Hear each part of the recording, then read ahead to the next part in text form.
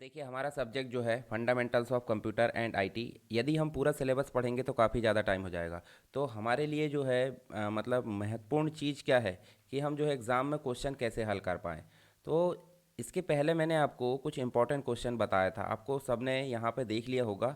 और इन क्वेश्चन के आंसर मैंने आपको नहीं बताए थे, एक ओवरव्यू बताया था। तो मेरा टारगेट ये रहेगा कि सबसे पहले मैं इन क्वेश्चन के आंसर आपको हल करवाऊँ। उसके बाद बाकी बची चीज़ें मैं इसके बाद जो है आपको टाइम बचेगा तो हल करवा दूंगा। इसके अलावा भी अगर आपको कोई डाउट होगा तो वो भी मैं सॉल्व करूंगा, उसकी भी आपको टेंशन नहीं लेना है। तो चलिए सबसे पहले हम यहाँ बात करते हैं पीजीडीसीए, डीसीए और बीसीए, एमएससी। ये चारों कोर्सेज में जो सब्जेक्ट है fundamentals of computer and IT, या इसके अलावा आप देखोगे तो आपको ये सब्जेक्ट कहाँ देखने को मिलेगा, या अलग नाम से आप देख सकते हैं। यहाँ देखिए आपको fundamentals of computer and IT तो देखने को मिलेगा, पर ये सेपरेट अगर इंफॉर्मेशन टेक्नोलॉजी के नाम से भी सब्जेक्ट मिलता है तो आपको उसकी टेंशन नहीं लेना है। इस वीडियो को आप जो है ध्यान से पढ़ सकते हैं, आपका काम जो है यहाँ पे कंप्लीट हो जाएगा। ठीक। और पेपर कैसे सॉल्व करें, ठीक है, आपके दिमाग में एक और डाउट रहता है, हालांकि कुछ लोगों ने देख लिया होगा पेपर कैसे सॉल्व करें।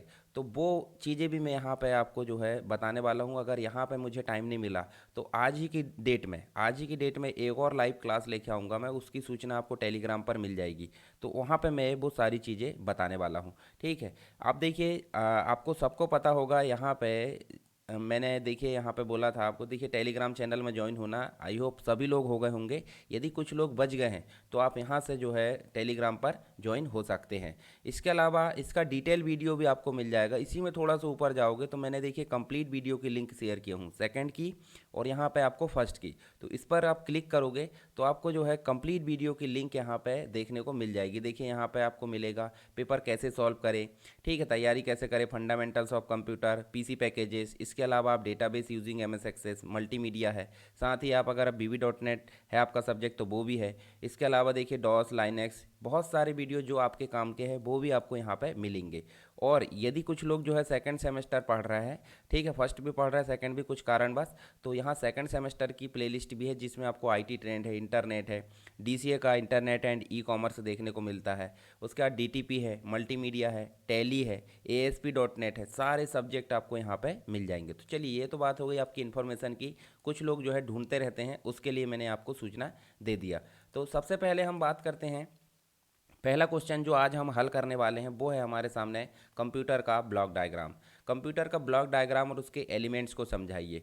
तो इसको हल करते हैं हम सीधे, ठीक है। तो देखिए कंप्यूटर का ब्लॉक डायग्राम क्या होता है, उसके पहले हमको कंप्यूटर के बारे में जानना होगा। ठीक है। तो कंप्यूटर एक प्रकार की इलेक्ट्रॉनिक डिवाइस है जो क्या होती है, चिप, यानी कि चिप लेवल पे ये काम होता है। और पीसीबी यहाँ देखने को मिलता है, प्रिंटेड सर्किट बोर्ड। तो आप ध्यान से देखिए यहाँ पे कंप्यूटर एक प्रकार की इलेक्ट्रॉनिक डिवाइस है जो यूज़र की इनपुट उसके बाद प्रोसेस करती है और बाद में हमको आउटपुट प्रदान करती है। तो ये तीन यहाँ पे टेक्नोलॉजी में काम करती है, इनपुट, प्रोसेस, आउटपुट। तो कंप्यूटर क्या है अगर पूछे तो कंप्यूटर एक प्रकार की इलेक्ट्रॉनिक डिवाइस है जो यूज़र से इनपुट लेती है, प्रोसेस करती है और आउटपुट हमें प्रदान करती है। तो इस प्रकार से हमको देखने को मिलेगा।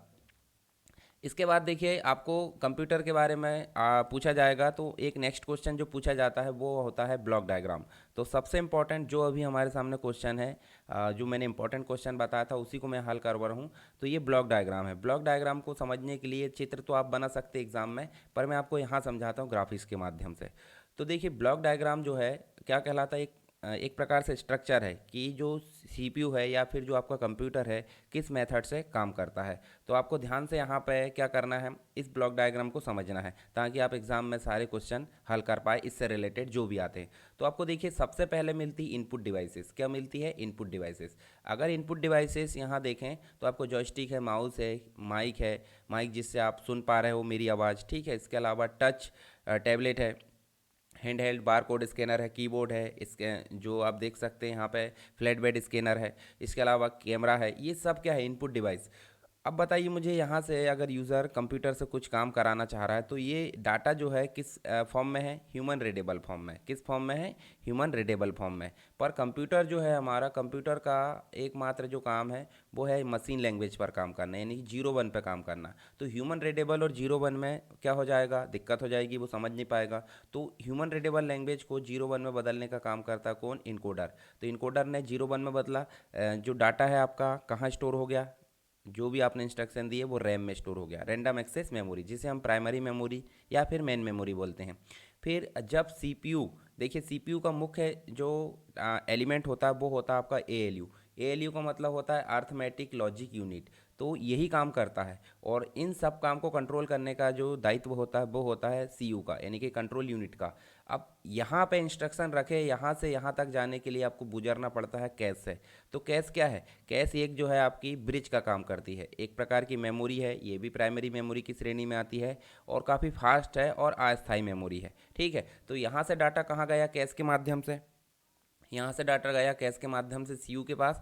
सीयू को पता है कंट्रोल यूनिट को कि कहाँ पहुँचाना, उसको पता है प्रोसेसिंग करवाना है, तो एएलयू के पास पहुँचा दिया, वापस गुणा भाग जो भी हुआ उसको वापस लाया और कंट्रोल यूनिट के पास फिर से आ गया। और जब कंट्रोल यूनिट के पास आया तो वो उसके बाद डायरेक्ट जो है कहाँ पहुँचा दिया जाता है? आउटपुट डिवाइस में। आउटपुट डिवाइस जैसे कि आप समझ सकते हैं मॉनिटर सबसे प्राइमरी है, मॉनिटर की भी विभिन्न वैरायटी हम आगे पढ़ने वाले हैं। उसके बाद आप देखिए प्लॉटर देखने को मिलता है, साउंड सिस्टम देखने को मिलता है, प्रिंटर है, ये सब क्या है? आउटपुट डिवाइस, जिसके माध्यम से हमको आउटपुट दिखाई देता है, सुनाई देता है, या फिर जो भी है मतलब प्राप्त होता है एक तरीके से।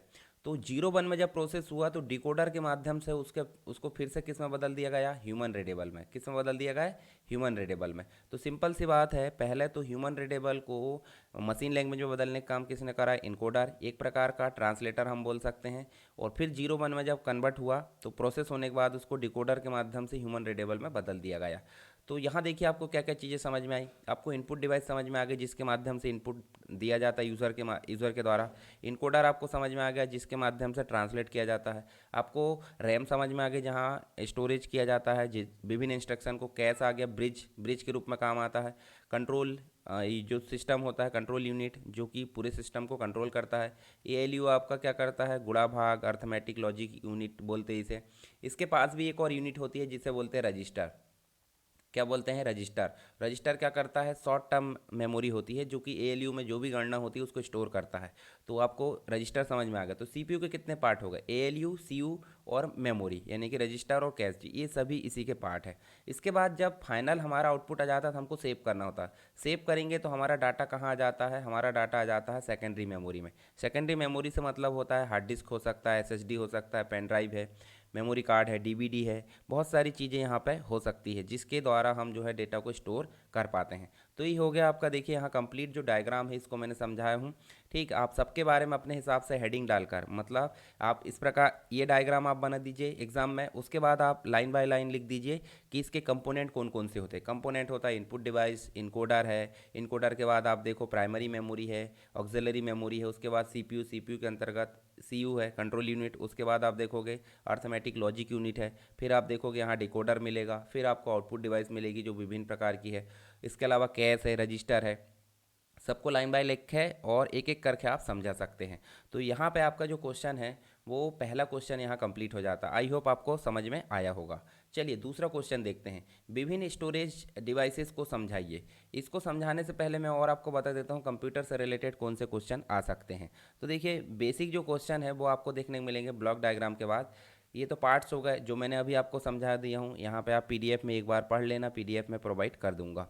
अब देखिए नेक्स्ट जो क्वेश्चन आ सकता है एग्जाम में वो आएगा एप्लीकेशंस ऑफ कंप्यूटर। कंप्यूटर के अनुप्रयोगों को समझाइए। अनुप्रयोग मतलब होता है कहाँ कहाँ इसका उपयोग होता है कंप्यूटर का, उसको आपको समझाना है। ठीक है, तो देखिए यहाँ पे आपको कंप्यूटर के उपयोग की अगर बात करें तो आप गिन नहीं सकते इतने जगह जो है कंप्यूटर का उपयोग हो सकता है। क्योंकि आप छोटे से व्यक्ति से लेकर बड़े लेवल वैज्ञानिक तक देखोगे तो आपको कंप्यूटर का उपयोग यहाँ पे देखने को मिलेगा। ठीक है, शिक्षण संस्थान हो, कोई वैज्ञानिक अनुसंधान केंद्र हो, या फिर कोई और संस्थान हो, ठीक है, तो वहाँ सभी जगह आपको कंप्यूटर का उपयोग देखने को मिलता है। मेडिकल क्षेत्र में, रिसर्च के क्षेत्र में, मनोरंजन के क्षेत्र में। तो सबसे पहले हम देखते हैं घरों में और पर्सनल यूज़ के लिए कंप्यूटर का उपयोग क्या क्या होता है।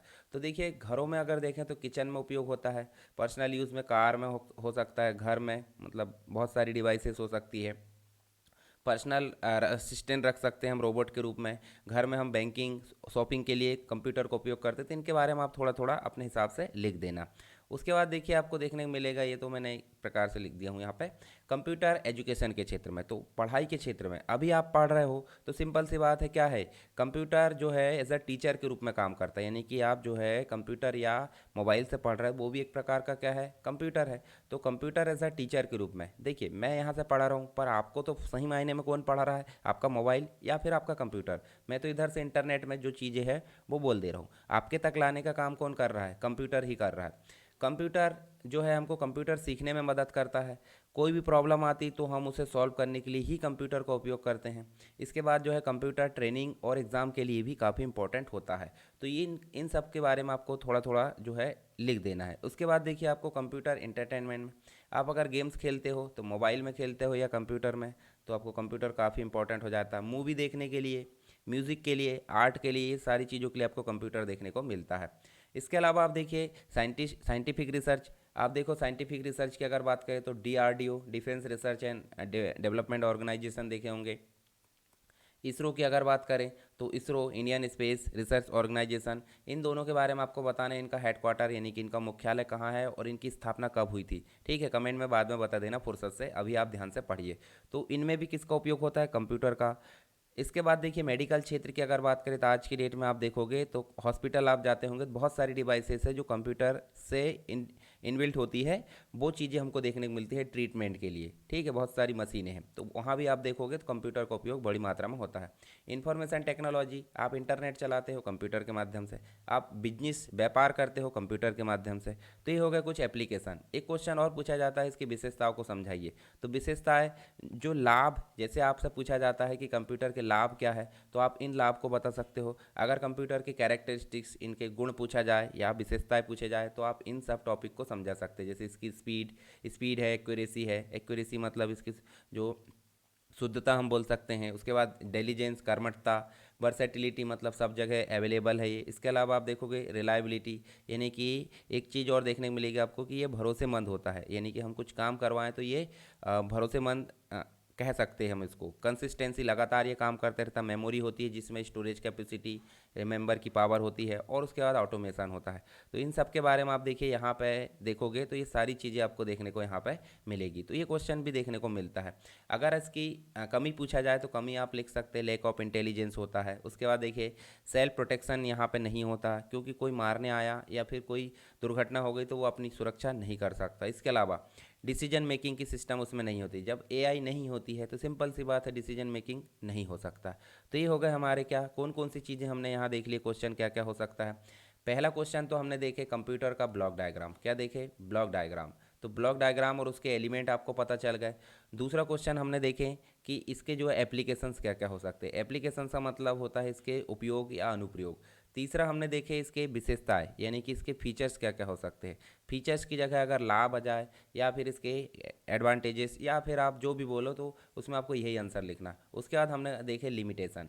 तो लिमिटेशन यहाँ पे देखिए आपको 3 क्वेश्चन कवर हो गए। कंप्यूटर क्या है, ये बेसिक चीज़ें तो आपसे बन जाएगी। उसके बेसिक पार्ट कौन कौन से होते हैं, हार्डवेयर होते हैं और सॉफ्टवेयर होते हैं, ये 2 चीज़।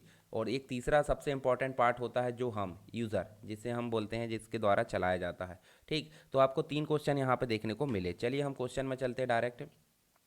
नेक्स्ट है स्टोरेज को समझाइए। तो विभिन्न स्टोरेज को समझाना, स्टोरेज का मतलब होता है मेमोरी। तो आप देखिए मेमोरी की अगर बात करें तो मेमोरी जो होती है आपकी याददाश्त होती है। क्या होती है, मेमोरी का मतलब होता है याददाश्त। और मेमोरी 2 प्रकार की होती है, एक तो प्राइमरी मेमोरी होती है और एक सेकेंडरी मेमोरी होती है। तो स्टोरेज अगर पूछा है तो आपको विभिन्न स्टोरेज को उनके अंक के हिसाब से, उनके जो नंबर या यूनिट में जिस प्रकार क्वेश्चन है उस प्रकार से आपको लिख देना है। प्राइमरी मेमोरी में आपको देखने को मिलता है रैम, ठीक है, और दूसरी मिलती है रोम। इसके अलावा भी बहुत सारी मिलती है। और सेकेंडरी मेमोरी में भी आपको देखने को मिलती है कि जैसे आपको मैग्नेटिक डिस्क देखने को मिल जाएगी, जिसके अंतर्गत आपको हार्ड डिस्क देखने को मिल जाती है। ठीक है, हार्ड डिस्क है, फ्लॉपी डिस्क है, या फिर आप देखोगे जो चिप लेबल किया जाती है तो उसमें आपको एसएसडी देखने को मिल जाती है, या फिर आप जो है पेन ड्राइव देख सकते हैं, फ्लैश मेमोरी। ठीक, ऑप्टिकल डिस्क में देखोगे सीडी देख सकते हैं। तो इनको हम आगे पढ़ने वाले हैं, आप उसकी टेंशन नहीं लीजिए। चलिए यहाँ पे स्टोरेज को अभी छोड़ देते हैं। कंप्यूटर के लाभ की बात करें तो कंप्यूटर के लाभ में आपको इसके फीचर्स जो मैंने आपको बताया हूँ, फीचर्स आपको लिख देना है। और अगर उसका विस्तार से वर्णन करने की बात करें तो उनके बारे में आपको डीपली लिखना है, जो भी मैंने वहाँ पे लिख रखा हूँ। तो उसकी पीडीएफ आप जो है मिल गई होगी आपको सभी को, आप सभी जागरूक है। और अगर जिसको नहीं मिली है तो आप टेलीग्राम चैनल की लिंक दिया हूँ मैंने, कमेंट में पिन कर दिया हूँ, या फिर मैंने अभी दिखा दिया था, वहाँ से आप जो है इसकी पीडीएफ डाउनलोड कर सकते हैं और पढ़ सकते हैं। अब बात हो रही सुपर कंप्यूटर की, तो सुपर कंप्यूटर के पहले मैं आपको बता दूं कि यहाँ पे आपको जो है एक एग्ज़ाम में क्वेश्चन पूछा जाता है कि जनरेशन को समझाइए। और जनरेशन में भी अगर पूछा जाए तो आपको फर्स्ट जनरेशन को समझाइए, उसकी जो है लाभ और हानियों को लिखिए, या कमी जो भी चीज़ पूछी जाती है वो आपको यहाँ पे ध्यान में रखना है। तो जनरेशन क्या होती है? जनरेशन आपने सबने पढ़ ली होगी, अभी हम जो है रिवीजन कर रहे हैं। तो जनरेशन एक प्रकार से क्या होती है कि विभिन्न टेक्नोलॉजी जो है, जैसे यहाँ हमने उपयोग करी कोई टेक्नोलॉजी, वो टेक्नोलॉजी अगर चेंज हो जाती है तो दूसरी टेक्नोलॉजी से अलग जनरेशन बनेगी। ठीक है, जैसे यहाँ से फर्स्ट से सेकंड हो गई, अगर यहाँ की टेक्नोलॉजी चेंज हो जाती है तो वो बन जाती नेक्स्ट जनरेशन। यहाँ से टेक्नोलॉजी अगर चेंज हुई तो वो अगली जनरेशन, फिर अगली, अगर फिफ्थ के बाद कोई टेक्नोलॉजी चेंज होगी तो क्या बनेगी? सिक्स्थ जनरेशन बन जाएगी। तो आपको ये जनरेशन समझ में आ गई, पीढ़ी। मतलब लगभग 12 से 10 साल, 10 से 12 साल के बीच में जो ड्यूरेशन होता है वो कहलाता है जनरेशन, जो किसी न किसी टेक्नोलॉजी को यहाँ पर चेंज होते हुए देखना पड़ता है वहाँ पे।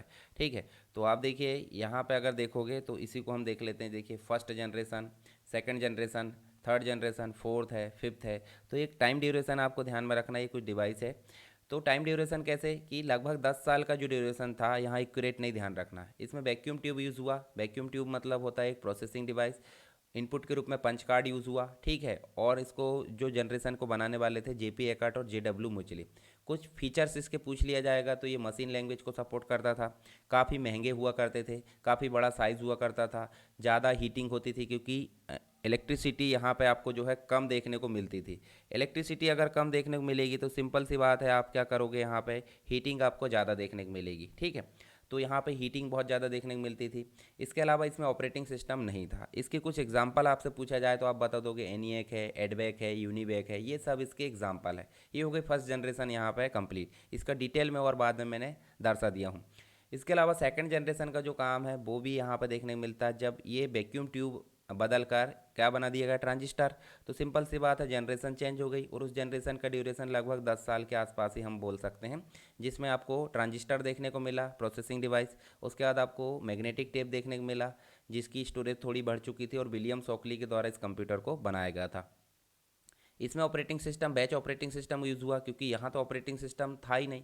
ये इस ऑपरेटिंग मतलब इस जनरेशन के कंप्यूटर से काफ़ी फास्ट हो गए, थोड़े छोटे हो गए, भरोसेमंद रिलायबल हो गए, कम बिजली लेते थे तो कम हीटिंग करे, आसानी से अपडेट कर सकते हैं। इसमें कोबोल फोर्टान लैंग्वेज यूज़ होती थी। ठीक है, और यहाँ पे मशीन लैंग्वेज यूज़ होती थी 01। इसके कुछ एग्जांपल देख लीजिए, PDP-8 है, IBM 14 है, IBM 70 90 है, यूनिवेक है, CDC है, ये सब इसके एग्जांपल है। फिर देखिए जब ट्रांजिस्टर को अपग्रेड करके क्या बना दिया गया? IC। तो बन गई कौन सी? Third generation. ये भी लगभग 10 साल के आसपास आप देख सकते हैं। यहाँ देखिए ये जो है लार्ज कैपेसिटी की डिस्क यहाँ यूज़ होने लगी, जिसमें स्टोरेज थोड़ी सी बढ़ चुकी थी। जैक किल्बी के द्वारा जो है इसको बनाया गया था, इस जनरेशन को। ठीक है, तो यहाँ पे आप देख सकते हैं ये time sharing operating system use होने लगा, काफ़ी फास्ट हो गए, छोटे हो गए, रिलायबल यानी भरोसेमंद हो गए। सेकंड जनरेशन की तुलना में ज़्यादा आसानी से अपडेट होने लगे। प्रोसेस माइक्रो सेकंड में होने लगी, नैनो सेकंड में, मतलब स्पीड इसकी बढ़ चुकी थी, और पास्कल और बेसिक लैंग्वेज यहाँ पे यूज़ होने लगी। कुछ एग्जांपल देखिए, IBM 360, IBM 370, PDP-11, B 6500, UNIVAC 1108, ये इसके कुछ एग्जांपल है। अब जब IC को थोड़ा अपग्रेड किया गया तो क्या बना दिया गया? VLSI यानी कि very large scale integrated circuit. और यहाँ पे भी मैग्नेटिक टेप, पोर्टेबल, ये सारी चीज़ें देखने को मिलती है।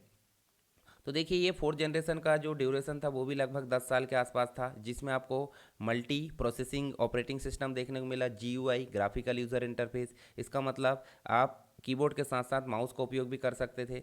ऑब्जेक्ट ओरिएंटेड प्रोग्रामिंग देखने को मिली, जो उप्स या हम बोलते हैं ना, उप्स हम पढ़ते हैं, तो ऑब्जेक्ट ओरिएंटेड प्रोग्रामिंग देखने को मिली। काफ़ी छोटे हो गए ये, मतलब आसानी से अपडेट होने लगे, खरीदने योग्य हो गए। जो पर्सनल व्यक्ति यूज़ करने के लिए खरीदता था वो भी खरीदने लगा, आसानी से यूज़ होने लगे। डॉस और विंडोज़ ऑपरेटिंग सिस्टम इसमें यूज़ होने लगा, और साथ ही साथ नेटवर्किंग भी इसमें यूज़ होने लगी। तो ये काफ़ी ज़्यादा इंपॉर्टेंट हो गया फोर्थ जनरेशन का कंप्यूटर।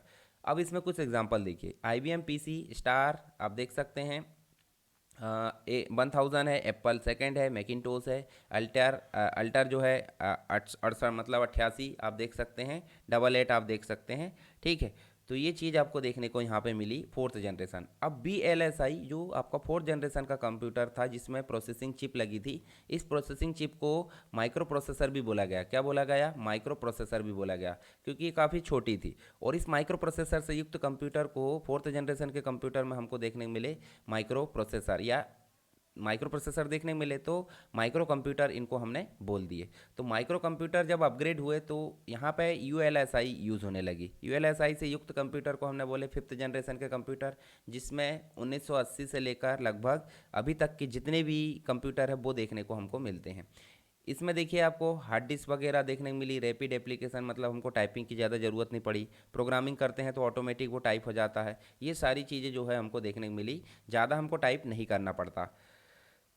इसके बाद देखिए इसके कुछ फीचर्स देख लीजिए, पावरफुल देखने को मिला। ठीक है, काफ़ी पावरफुल, आज के डेट के कंप्यूटर हमको काफ़ी ज़्यादा पावरफुल देखने को मिले। रिलायबल है, आसानी से अपडेट यूज़ होने लगे। ठीक है, पोर्टेबल है, रैपिड सॉफ्टवेयर डेवलपमेंट। इसके अलावा देखिए ये जो है इंटरनेट हम इसमें यूज़ कर सकते हैं, जैसे कि आप अभी पढ़ पा रहे हैं इंटरनेट के माध्यम से। ईमेल उपयोग कर सकते हैं, WW का उपयोग है, AI पे इसमें फोकस हो रहा है। साथ ही जितने भी वर्तमान के कंप्यूटर है वो सब फिफ्थ जनरेशन के कंप्यूटर की श्रेणी में आते हैं। ये हो गया आपका जनरेशन। अगर क्वेश्चन आए तो आप किसी भी जनरेशन से जो है क्वेश्चन लिख सकते हैं। 4-5 प्रकार से जितने भी क्वेश्चन आ सकते हैं जनरेशन से, वो मैंने आपको पढ़ा दिया। आप यहाँ पे इसके बारे में थोड़ा सा पढ़ लेना अपने हिसाब से जनरेशन के बाद। ठीक है, इसके अलावा आपसे क्वेश्चन नेक्स्ट पूछा जाता है कि कंप्यूटर के डेवलपमेंट को समझाइए, तो आपको अबिकस के बारे में समझाना इस प्रकार से। ये कब बना था? 1602 में बना था, चीन में, बेबीलोन मेसोपोटामिया में। ये डेवलपमेंट है, यानी कि कब से शुरुआत हुई गणना करने की। नेपियर बोन्स है जो कि जोड़ घटाना गुणा का काम करता है, नेपियर जॉन नेपियर ने बनाया था। उसके बाद आप देखोगे पास्कलाइन डिवाइस, जिसको ब्लेज पास्कल ने बनाया था 1642 में। साथ ही आप देखोगे तो आपको लेबनीज कैलकुलेटर देखने को मिलता है, जिसका वो आविष्कार किया था जर्मन गणितज्ञ लेबनीज ने। उसके नाम पर ही इसका जो है ये भी जोड़ घटाना गुणा भाग के लिए बनाया गया था। इसके बाद आपको डिफरेंस इंजन देखने को मिला, पर वो फेल था, तो एनालिटिकल इंजन देखने को मिला। बनाने वाले का नाम था चार्ल्स बेबेज, इन्होंने बनाया इसको, और 1833 में बनाया था। इसमें एक प्रोग्रामिंग का यूज़ हुआ जिसका नाम था एडा, और बनाने वाली जो पर्सन है उसका नाम था लेडी एडा अगस्टा। ठीक है, इसका काम था प्लस माइनस गुणा, 3 काम इसमें किए जाते थे। और विश्व का पहला प्रोग्रामिंग कंप्यूटर इसे बोला जाता है, एनालिटिकल कंप्यूटर को एनालिटिकल इंजन बोल सकते हैं। तो इसको आपको ध्यान में रखना है। चलिए, टेबुलेटिंग मशीन, यूएसए की जनगणना करने के लिए इसको बनाया गया था 1890 में हरमन हॉलरिथ के द्वारा। इसके अलावा देखोगे तो पंच कार्ड इनपुट के लिए यूज़ होता था। ABC एटानस ऑफ बेरी, जो कि स्टूडेंट और प्रोफेसर थे, उन्होंने 1942 में इसको बनाया था, प्रथम इलेक्ट्रॉनिक डिजिटल कंप्यूटर। साथ ही आप मार्क 1 देख सकते हैं, ये दूसरे विश्व युद्ध में यूज़ हुआ था। दूसरे विश्व युद्ध का मतलब होता है 1939 से लेकर 45 तक। ठीक है, इस ड्यूरेशन में इसको बनाया गया था। इसके बाद देखिए आपको ENIAC देखने को मिलता है, काफ़ी इंपॉर्टेंट फर्स्ट जनरेशन का कंप्यूटर है। इसका फुल फॉर्म आप देख लीजिए, electronic numerical integrator and computer या कैलकुलेटर। इसके बाद देखिए एडसेक है, जिसका फुल फॉर्म होता है electronic delay storage automatic calculator या कंप्यूटर। एडवेक की अगर बात करें तो electronic discrete variable automatic computer. ये सभी बनाने वाले पर्सन का नाम था JP एकर्ट और JW मुचली। ठीक है, इसके बाद यूनिवैक है, यूनिवैक को इन्हीं पर्सन ने बनाया था। अब बात करते हैं कपड़ा बुनने वाली मशीन, जैक्वार्ड लूम। इसको जो है आपको फ्रांसीसी बुनकर जोसेफ जैकॉर्ड ने बनाया था। तो यहाँ पे हमारा जो है क्या हो गया है, जितने भी हमारा डेवलपमेंट से रिलेटेड क्वेश्चन आएंगे वो हमारे यहाँ पे कंप्लीट हो गए। इसके बाद आप देखिए टाइप्स ऑफ कंप्यूटर आपसे पूछा जा सकता है। तो टाइप्स ऑफ कंप्यूटर में आपको मुख्य मुख्य याद रखना बता देता हूँ मैं। यहाँ देखिए टाइप्स ऑफ कंप्यूटर में आपको मुख्य रूप से एनालॉग कंप्यूटर पूछा जाएगा, जो कि ताप दाब भाप के आधार पर काम करता है, जैसे कि स्पीडोमीटर है, थर्मामीटर है। ठीक है, यहाँ पे देखिए आपको बहुत सारे एग्जांपल दिए हैं। तो ये तरंगों के माध्यम से जो काम करते हैं उसे बोलते हैं एनालॉग कंप्यूटर। इसके बाद जो 0-1 के आधार पर काम करते हैं, मशीन लैंग्वेज के आधार पर, वर्तमान के जितने भी कंप्यूटर है वो सब किस कैटेगरी में जाएंगे? डिजिटल कंप्यूटर की श्रेणी में। ठीक है, तो ये चीज़ आप ध्यान रख लें, जैसे लैपटॉप है, डेस्कटॉप है, स्मार्टफोन, टैबलेट, सारी चीज़ें। और एनालॉग और डिजिटल दोनों से मिलकर जो कंप्यूटर बने होते हैं उन्हें बोलते हैं हम क्या? उन्हें बोलते हैं हाइब्रिड कंप्यूटर। जैसे आप बोलते हैं ना हाइब्रिड, मतलब बहुत सारे गुण धर्मों से युक्त जो कंप्यूटर होते हैं वो कहलाते हैं आपके हाइब्रिड कंप्यूटर। ठीक है, तो आप इसको जो है याद रख सकते हैं, जैसे कि ECG मशीन होती है हॉस्पिटल में, और बहुत सारी मशीन यहाँ पे हो सकती है। इसके बाद देखिए एग्जाम्पल के तौर पे यहाँ पे लिखे भी है बहुत सारी चीज़ें। मेन फ्रेम कंप्यूटर जिसमें बहुत बड़ी मात्रा में लोहा लगता है, लोहा मतलब आयरन, तो इसलिए बिग आयरन बोला जाता है। इसमें हज़ारों की संख्या में यूज़र काम कर सकते हैं, बहुत महंगे हो सकते हैं। डाटा स्टोरेज बहुत अधिक होती है। ज़्यादातर जो है ये बड़े बड़े संस्थानों या बड़े मतलब बहुत बड़ी इंस्टीट्यूशन में इसका यूज़ किया जा सकता है। देखिए कहाँ कहाँ बैंकिंग में, बैंक, बिजनेस में, रेलवे रिजर्वेशन, एयरलाइन, सेंसस है, डिफेंस है, हेल्थ है, एजुकेशन, इन विभागों में इसका यूज़ किया जाता है। मिनी कंप्यूटर जो मेन फ्रेम से थोड़े छोटे होते हैं, हालांकि ये भी मल्टी यूज़र होते हैं, इसको भी जो है संस्थानों में यूज़ होता है। ठीक है, पीडीपी जो 8 है वो इसका एग्जाम्पल है। इसके बाद देखिए एम्बेडेड सिस्टम जो मुख्यतः कंप्यूटर नहीं होते, जैसे आपका मोबाइल, मोबाइल को आप मोबाइल बोलते हैं ना कि कंप्यूटर बोलते हैं, तो मोबाइल के बैकग्राउंड में क्या काम कर रहा है, कंप्यूटर। वॉच आपकी स्मार्ट वॉच है, स्मार्ट वॉच आपकी वॉच ना होकर क्या है, बैकग्राउंड में कंप्यूटर है। तो ऐसे कंप्यूटर जिनमें बैकग्राउंड में कंप्यूटर चलता है उसे बोलते हैं एम्बेडेड कंप्यूटर। जैसे कि एग्जाम्पल के तौर पर देखो कि टीवी है, एटीएम है, वॉशिंग मशीन है, माइक्रोवेव ओवन है, डिश वॉशर है। ठीक है, उसके बाद देखिए आपको फ्रिज है, एयरबैग कंट्रोल है, लिफ्ट है, ये सब क्या है, एम्बेडेड सिस्टम है। इसके बाद आप देखिए आपको सुपर कंप्यूटर देखने को मिलता है। ये काफ़ी ज़्यादा जो है सुपर कंप्यूटर एक ऐसा कंप्यूटर जिसकी कैपेसिटी काफ़ी हाई होती है, स्टोरेज कैपेसिटी काफ़ी हाई होती है, परफॉर्मेंस काफ़ी हाई होती है, जो आम कंप्यूटर की तुलना में काफ़ी ज़्यादा अपग्रेडेड होते हैं, उन्हें बोलते हैं सुपर कंप्यूटर। और पहला सुपर कंप्यूटर बनाने वाले व्यक्ति का नाम था सेमूर क्रे, ये यूएसए के थे। क्रेबन नाम से 1976 में इन्होंने पहला सुपर कंप्यूटर बनाया था। ये चीज़ आपको ध्यान में रखना है। ये काफ़ी ज़्यादा जो है पावरफुल होते हैं, मल्टी यूज़र होते हैं, बड़ी मात्रा में डेटा प्रोसेस कर सकते हैं। काफ़ी ज़्यादा इसकी जो है पैरेलल प्रोसेसिंग की क्षमता होती है, जटिल गणनाएं आसानी से कर सकते हैं, काफ़ी तेज़ होते हैं, और ऑपरेटिंग सिस्टम इसका लाइनेक्स होता है। ये चीज़ आपको ध्यान रखना है। इसके बाद देखिए आपको फ्लोटिंग पॉइंट ऑपरेशन प्रति सेकंड फ्लॉप्स जो होता है उसके आधार पर इनकी गणना होती है। ठीक है, 1 पेटा फ्लॉप्स बराबर 10 की पावर 17 यहाँ पे होता है। ठीक है, ये चीज़ आपको ध्यान रखना है।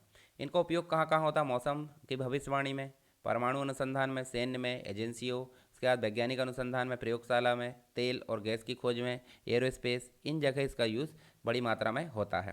तो ये हो गया हमारा सुपर कंप्यूटर। और यहाँ देखिए आप देखोगे सेमूर क्रे के द्वारा पहला कंप्यूटर बनाया था। उसके बाद देखिए 2020 के आधार पर देखें तो लेटेस्ट सुपर कंप्यूटर था, अभी और आ चुके हैं, तो लेटेस्ट सुपर कंप्यूटर और हम अपडेट यहाँ पे देख लेंगे। इसके बाद देखिए आपको इंडिया फर्स्ट सुपर कंप्यूटर था परम, और किसने बनाया था, ये विजय पांडुरंग भाटकर ने, मतलब भारत के सुपर कंप्यूटर के पिताजी इन्हें हम बोल सकते हैं। इसके बाद देखिए आप बहुत सारी चीज़ें देखने मिलेगी। 2022 में परम प्रवेगा बना, जो है आपका लेटेस्ट सुपर कंप्यूटर की बात करें। साथ ही किसने बनाया, सारी चीज़ें यहाँ पे देखने को मिलेगी। माइक्रो कंप्यूटर जो होते हैं आपके माइक्रो प्रोसेसर से युक्त कंप्यूटर को माइक्रो कंप्यूटर बोला जाता है, जिसका यूज़ सिंगल यूज़र के लिए किया जाता है, मल्टीटास्किंग के लिए, मल्टीपर्पज़, आकार में छोटा होता है। उसके बाद देखिए उपयोग में आसान होता है, सस्ता होता है, और व्यापक रूप से इसका उपयोग होता है, जैसे घरों में, बिजनेस में, एजुकेशन में, ऑफिस, रेस्टोरेंट, हॉस्पिटल, इन जगह इसका यूज़ होता है। इसके बाद देखिए आपको आप देखने को मिलेगा कि आपको जो माइक्रो कंप्यूटर है उसी की श्रेणी में पीसी देखने को मिलता है। एग्जाम में क्वेश्चन आता है पीसी को समझाइए, पीसी के प्रकार को समझाइए। पीसी के प्रकार में आप देखोगे तो आपको डेस्कटॉप देखने को मिलेगा, आपको लैपटॉप देखने को मिलेगा, आपको पॉमटॉप देखने को मिलेगा, टैबलेट देखने को मिलेगा। तो ये सब जो है आपके पीसी के प्रकार है। तो पीसी होता क्या है, सिंगल यूज़र होता है, मल्टीटास्किंग होता है, मल्टीपर्पज़, आकार में छोटा, सस्ता, पोर्टेबल होता है। तो पहला पीसी जो है बना था 1974 में अल्टेयर नाम से MITS के द्वारा, कंपनी के द्वारा पहला पीसी बना था। और उसके बाद इसमें अपग्रेडेड किए गए, धीरे धीरे अपग्रेड करते करते इसको पीसी XT कर दिया गया, यानी एक्सटेंडेड टेक्नोलॉजी। फिर और अपग्रेड करके इसको पीसी 80 कर दिया गया, यानी कि एडवांस टेक्नोलॉजी। तो पीसी 80 मतलब होता है वर्तमान पीढ़ी के सभी पीसी को पीसी 80 के रूप में जाना जाता है। ठीक है, ये चीज़ आप ध्यान रखिए। घर में, ऑफिस में, एजुकेशन में, मनोरंजन में इनका उपयोग हमको देखने को मिलता है। इसके बाद देखिए आपको वर्क स्टेशन कंप्यूटर देखने को मिलते हैं यहाँ इस प्रकार से, जिनका उपयोग आप देखिए बिजनेस, गेमिंग, एनिमेशन और अदर में होता है। लैपटॉप, नोटबुक, अल्ट्राबुक, ये जो है आपको जिसको लैपटॉप आप बोल सकते हैं, वो भी आपके पर्सनल कंप्यूटर के ही प्रकार है। साथ ही देखिए पहला लैपटॉप 1981 में बना था एडम ऑसबर्न के द्वारा। इसका उपयोग होता है वही पर्सनल कंप्यूटर, व्यवसाय, गेमिंग, वैज्ञानिक, इंजीनियरिंग, इनमें इसका यूज़ होता है। इसके बाद देखिए आपको टैबलेट कंप्यूटर देखने को मिलेगा। तो टैबलेट कंप्यूटर की अगर बात करें तो टैबलेट जो है वो भी आपका एक प्रकार का पर्सनल कंप्यूटर है, जिसका यूज़ वही पर्सनल कंप्यूटर जैसे ही आप लिख सकते हैं, अलग से आपको याद रखने की ज़रूरत नहीं है। PDA ये भी पर्सनल कंप्यूटर की श्रेणी में आता है, जो कि पर्सनल डिजिटल असिस्टेंट जिसे हम बोला जाता है। स्मार्टफोन भी पर्सनल कंप्यूटर में आता है, जो आप अभी यूज़ कर रहे हो सभी व्यक्ति। ठीक है, क्रोम बुक जो है क्रोम एप्लीकेशन चलता है इसमें। इसके बाद जनरल पर्पस कंप्यूटर में हमारे पर्सनल कंप्यूटर आ जाते हैं, और स्पेशल में आपके सुपर कंप्यूटर या एम्बेडेड कंप्यूटर आ जाते हैं। ठीक है, तो इनको आप एग्जाम्पल के तौर पे लिख सकते हैं। नैनो कंप्यूटर, ये नेक्स्ट जनरेशन के कंप्यूटर, ये क्वेश्चन में नहीं पूछे जाएंगे। चलिए, स्टोरेज वाला क्वेश्चन था, तो स्टोरेज वाला क्वेश्चन हम यहाँ पे हल करते हैं। तो कंप्यूटर की स्टोरेज अगर आपसे पूछा जाता है तो आप बताओगे कंप्यूटर की स्टोरेज का मतलब होता है याद करने की क्षमता। तो याद करने की क्षमता शॉर्ट टर्म भी हो सकती है और लॉन्ग टर्म भी। तो शॉर्ट टर्म जो क्षमता होती है उसे बोलते हैं इंटरनल मेमोरी। हालांकि इंटरनल मेमोरी में रोम भी आती है, रीड ओनली मेमोरी, पर ये जो होती है फिक्स होती है। पर आपको गिनना है क्या, रैंडम एक्सेस मेमोरी। एक होती है लॉन्ग टर्म जिसमें हम स्टोर कर सकते हैं, परंतु इसमें डाटा डिलीट होगा, डिलीट किया जाएगा तभी वो डिलीट होगा। अपने हिसाब से डिलीट नहीं करेगा वो, हम डिलीट करेंगे तभी होगा। तो कंप्यूटर की दो प्रकार की स्टोरेज होती है, एक तो इंटरनल होती है और एक एक्सटर्नल होती है। अब यहाँ से क्वेश्चन किस प्रकार पूछा जाएगा, विभिन्न स्टोरेज जो डिवाइस उसको समझाइए, या फिर आपको पॉइंट दे देगा इस प्रकार से, निम्न को समझाइए। तो कोई दिक्कत नहीं, आपको क्वेश्चन किसी भी प्रकार से आए हम हल कर सकते हैं। तो मेमोरी तो आपको समझ में आ गई। मेमोरी मतलब याद करने की क्षमता। दो प्रकार की होती है, टेम्परेरी और एक परमानेंट। टेम्परेरी में हम रख सकते हैं कैश को, रजिस्टर को। उसके बाद देखिए आपको रैम को रखना है तो वो रख सकते हैं। और परमानेंट में आप रोम को रख सकते हो, पेन ड्राइव रख सकते हो, नेटवर्क स्टोरेज, हार्ड डिस्क है, एसएसडी है, फ्लॉपी डिस्क है, इन सभी चीज़ों को आप रख सकते हो। तो मेमोरी आपको समझ में आ गई, जिसकी कैपेसिटी मापने के लिए आपको मेमोरी मेजरमेंट यूनिट की ज़रूरत पड़ती है, जिसमें सबसे छोटी बिट होती है, जिसे या तो जीरो से इंडिकेट किया जाता है या तो वन से। दोनों हो गई मतलब क्या हो जाएगी, 2 बिट हो गई। और 2 बिट और 2 बिट और मिला दे तो वो बन जाती है 4 बिट। 4 बिट को मिला के एक निब्बल बनता है। ठीक है, उसके बाद 8 बिट हो जाए तो एक बाइट बनता है। ऐसे बाइट अगर एक साथ मिला दे 1024 तो वो 1 KB बनती है। ऐसे ही देखिए 1024 KB का 1 MB, 1024 MB का 1 GB, फिर 1024 GB का 1 TB, वैसे ही 1024 TB से 1 PB बन जाएगी। ऐसे बनते बनते अगर जाएंगे तो आपको 1024 ब्रॉन्टो बाइट मिलेगी तो 1 जियोब बाइट बनेगी। तो सबसे हाईएस्ट मेमोरी यूनिट क्या है, 1 जियोब बाइट है। ठीक है, तो ये चीज़ आप देख सकते हैं। यहाँ आप देखिए मेमोरी के प्रकार। तो मेमोरी के प्रकार दो होते हैं, मैंने बताया, प्राइमरी मेमोरी और सेकेंडरी मेमोरी। प्राइमरी मेमोरी ऐसी होती है जिसमें आपको करंट में जो वर्किंग चल रही है वो स्टोर होती है। अब उसमें भी दो कैटेगरी होती है। एक तो देखिए सीपीयू की मेमोरी तो सीपीयू में रहती है, जैसे रजिस्टर और कैश। रजिस्टर टेम्परेरी होती है जो सीपीयू का डाटा स्टोर करती है। कैश आपकी जो है ब्रिज का काम करती है, जो रैम से डाटा ले जाती है। रैम आपकी जो होती है अस्थाई मेमोरी होती है, जिसमें S RAM, static RAM, D मतलब डायनेमिक रैम, और एक वर्चुअल रैम होती है जो कि सही में ना होकर वो सेकेंडरी मेमोरी से अपना डाटा लेकर आती है और वर्चुअल रैम वहाँ पे बन जाती है। एक होती है रीड ओनली मेमोरी, जिसमें आपको परमानेंट डाटा देखने को मिलता है, जो कि आपका बायोस होता है। बायोस मतलब बेसिक इनपुट आउटपुट सिस्टम। तो P ROM, E P ROM और डबल ई पी रोम देखने को मिलता है। फिर उसके बाद सेकेंडरी मेमोरी में आपको सिक्वेंशियल, जिसमें मैग्नेटिक टेप, जो पुराने समय में टेप चलते थे। डायरेक्ट में आपको देखने को मिलेगी मैग्नेटिक डिस्क, हार्ड डिस्क है, फ्लॉपी डिस्क है। ऑप्टिकल डिस्क में आपको देखने को मिलेगी क्या, सीडी, डीवीडी, ब्लूरे डिस्क है, एचबीडी है। और इनके भी कुछ प्रकार है जो आपको आगे दिए हुए हैं। उसके बाद फ्लैश ड्राइव में आपको देखने को मिलेगी, एक तो यहाँ एसएसडी भी देखने को मिलती है जो कि सेकेंडरी स्टोरेज के रूप में यूज़ होने लगी है। एक मेमोरी कार्ड देखने को मिलता है और पेन ड्राइव। चलिए थोड़े से दर्शन करा देता हूँ। तो यहाँ देखिए आपको मेन मेमोरी और सीपीयू के बीच में कैश मेमोरी वर्क करती है, और ये सेकेंडरी मेमोरी हो गई। ठीक है, इसके अलावा देखिए आपको रैम के कुछ प्रकार देखने को मिलते हैं जो वर्तमान में चलते हैं, DDR1, DDR2, DDR3, DDR4, और अभी देखिए DDR5 भी आ गया है। ठीक है, DDR5 भी आपको देखने को मिलता है जो काफ़ी एडवांस प्रोसेसिंग उसकी होती है। इसके बाद देखिए यहाँ पे प्राइमरी मेमोरी में हमने देख लिया डायनेमिक रैम और स्टैटिक रैम, दोनों को आप पढ़ सकते हैं। डायनेमिक रैम, जो डायनेमिक रैम होती है उसको शॉर्ट में डी रैम बोला जाता है। ठीक है, रिफ्रेश रेट ज़्यादा होता है और डाटा को कम समय के लिए स्टोर करती है। स्टैटिक रैम को एस रैम बोला जाता है, रिफ्रेश रेट कम होता है और ये डाटा को थोड़े लंबे समय तक उपयोग करती है या स्टोर करती है। दोनों में आप एक बार अंतर पढ़ लीजिए ताकि एग्जाम में आए तो आपसे बन जाए। वर्चुअल रैम आप देखिए, वर्चुअल रैम सही मायने में रैम ना होकर वो हार्ड डिस्क का कुछ पार्ट होता है या सेकेंडरी स्टोरेज का कुछ पार्ट होता है, उसे बोलते हैं वर्चुअल मेमोरी। रोम आप देख लीजिए, रोम जो है बायोस को स्टोर करने के लिए होती है, जैसे P ROM programmable read only memory, जिसे मिटाया नहीं जा सकता। ई पी रोम, जिसे अल्ट्रावायलेट किरणों के माध्यम से हटाया जा सकता है। इलेक्ट्रिकली मतलब electrically programmable read only memory को इलेक्ट्रिक विद्युतीय तरंगों से हटाया जा सकता है। तो ये तीन आपके रोम के प्रकार हो गए। फिर सेकेंडरी मेमोरी में बोला जाए तो सेकेंडरी मेमोरी में आपको मुख्य रूप से ध्यान रखना है हार्ड डिस्क और एसएसडी, और एक और रखना है फ्लॉपी डिस्क। फ्लॉपी डिस्क में आपको मुख्य रूप से देखिए, पहले तो हम देख लेते हैं हार्ड डिस्क। तो हार्ड डिस्क क्या होती है? एक प्रकार की सेकेंडरी स्टोरेज होती है, जो कि प्राइमरी सेकेंडरी स्टोरेज होती है ऑनलाइन, यानी कि कैबिनेट के अंदर ये लगी होती है, और एक एसएसडी भी। तो इनकी संरचना अगर पूछा जाए तो आप इस प्रकार से संरचना बनाओगे। आर्म असेंबली बना दिए। कितनी प्लेटर्स है आपकी हार्ड डिस्क की? क्षमता है मान लो 500 GB, तो उसकी प्लेटर्स की संख्या मान लो 3 है। अगर वो 1000 GB हो जाती है तो इसकी प्लेटर की संख्या बढ़ जाती है। ठीक है, तो यहाँ आप देखिए, आपको एक प्लेटर, दो प्लेटर, तीन प्लेटर देखने को मिले। तीनों में डाटा स्टोर है। कैसे? ट्रैक और सेक्टर में। तो ट्रैक और सेक्टर को यहाँ पे पढ़ने के लिए रीड राइट हेड की ज़रूरत पड़ती है, जो कहाँ कसा होता है? आर्म असेंबली में। और जो प्लेटर है वो कहाँ रहती है? स्पेंडल में, यहाँ इस सिलेंडर में फॉर्मेट होती है। तो आप ये प्लेटर्स बोल दो। प्लेटर्स में जो राउंड सर्कल है उसको ट्रैक बोल देते हैं। ट्रैक में छोटे छोटे जो पार्ट है उसको सेक्टर बोल देते हैं। ये हो गया रीड राइट हेड। सारी चीज़ें आपको क्लियर हो गई। आप इस प्रकार से स्ट्रक्चर बना के इसके बारे में लिख देना। हार्ड डिस्क क्या है वो मैंने समझा दिया आपको। उसके बाद इसकी स्पीड को आरपीएम में मापा जाता है, रेवोल्यूशन पर मिनट में, जो कि 5400 से लेकर 7200 आरपीएम हो सकती है। इसके बाद आप देखोगे इसकी स्ट्रक्चर। तो डाटा लिखने पढ़ने के लिए जो होता है आपको, वो सारे जो स्ट्रक्चर है ये लिखना है। इसके बारे में आपको यहाँ पे संरचना लिखना है। साथ ही इसका सीक टाइम होता है, रीड राइट करने वाले जो ट्रैक तक पहुंचने के लिए हम उपयोग होते हैं। लेटेंसी टाइम होता है और ट्रांसफ़र टाइम होता है। ठीक। इसके बाद आप देखिए सॉलिड स्टेट ड्राइव, जो कि चिप लेवल पर काम करती है, जो अभी वर्तमान में हर एक जो कंप्यूटर है और हर एक लैपटॉप में ये एसएसडी देखने को मिलती है।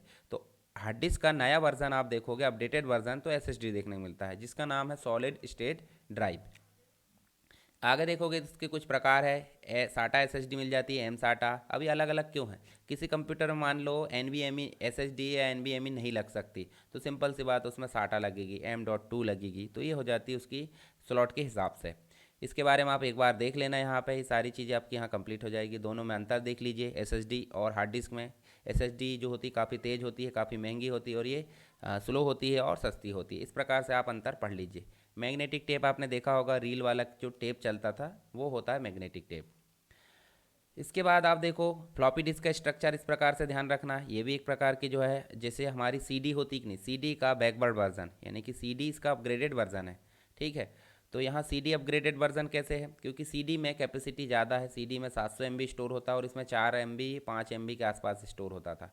तो इसका जो स्ट्रक्चर है वो ध्यान में रखिए। इसके बारे में आप जो है यहाँ पे सारी चीज़ें लिखी हुई है वो आप पढ़ लेना। दो कैटेगरी में आती है, 5.5 इंच और 3.5 इंच।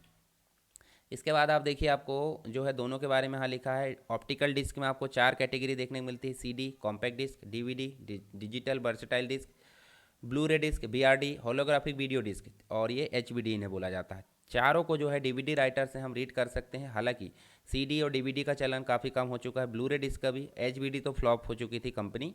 तो ये आप चल रहा है फ्लैश मेमोरी का, हालांकि हमको इसमें पढ़ना पड़ेगा। कॉम्पैक्ट डिस्क, सीडी का मतलब कब बनी थी, कैसे, सारी चीज़ आप एक बार पढ़ लेना, पढ़ने की चीज़ें यहाँ पर। डीवीडी कब बनी थी? अच्छा, सीडी और डीवीडी में जो क्षमता होती है वो होती है, आप देखोगे तो एक तरफ इसमें क्षमता होती है, देखो 700 MB की, और इसमें जो होती है 4.7, और दोनों तरफ में 17 GB के आसपास इसमें क्षमता होती है। ठीक, स्पीड भी आप देख लेना। दोनों के प्रकार आपको यहाँ पे देखने को मिल जाएंगे। ब्लू रे डिस्क में हाई क्वालिटी की जो HD मूवी होती है, फुल HD, उसको स्टोर करने के लिए इसको बनाया गया था। फिर देखिए यहाँ पे आपको ब्लू रे डिस्क और डीवीडी में अंतर दिया है। उसके बाद आप देखिए एचबीडी बनी तो बहुत हाई कैपेसिटी की थी, परंतु ये जो कंपनी है ये दिवालिया हो गई 2010 में, तो अभी ये नहीं चलती है। 4000 GB के आसपास इसकी क्षमता हुआ करती थी। इसके बाद फ्लैश ड्राइव जो होती है रिमूवेबल डिस्क होती है, जिसमें डाटा ट्रांसफ़र के लिए हम इस उपयोग करते हैं। आज की डेट में 1 TB तक इसका जो है चलन हो चुका है।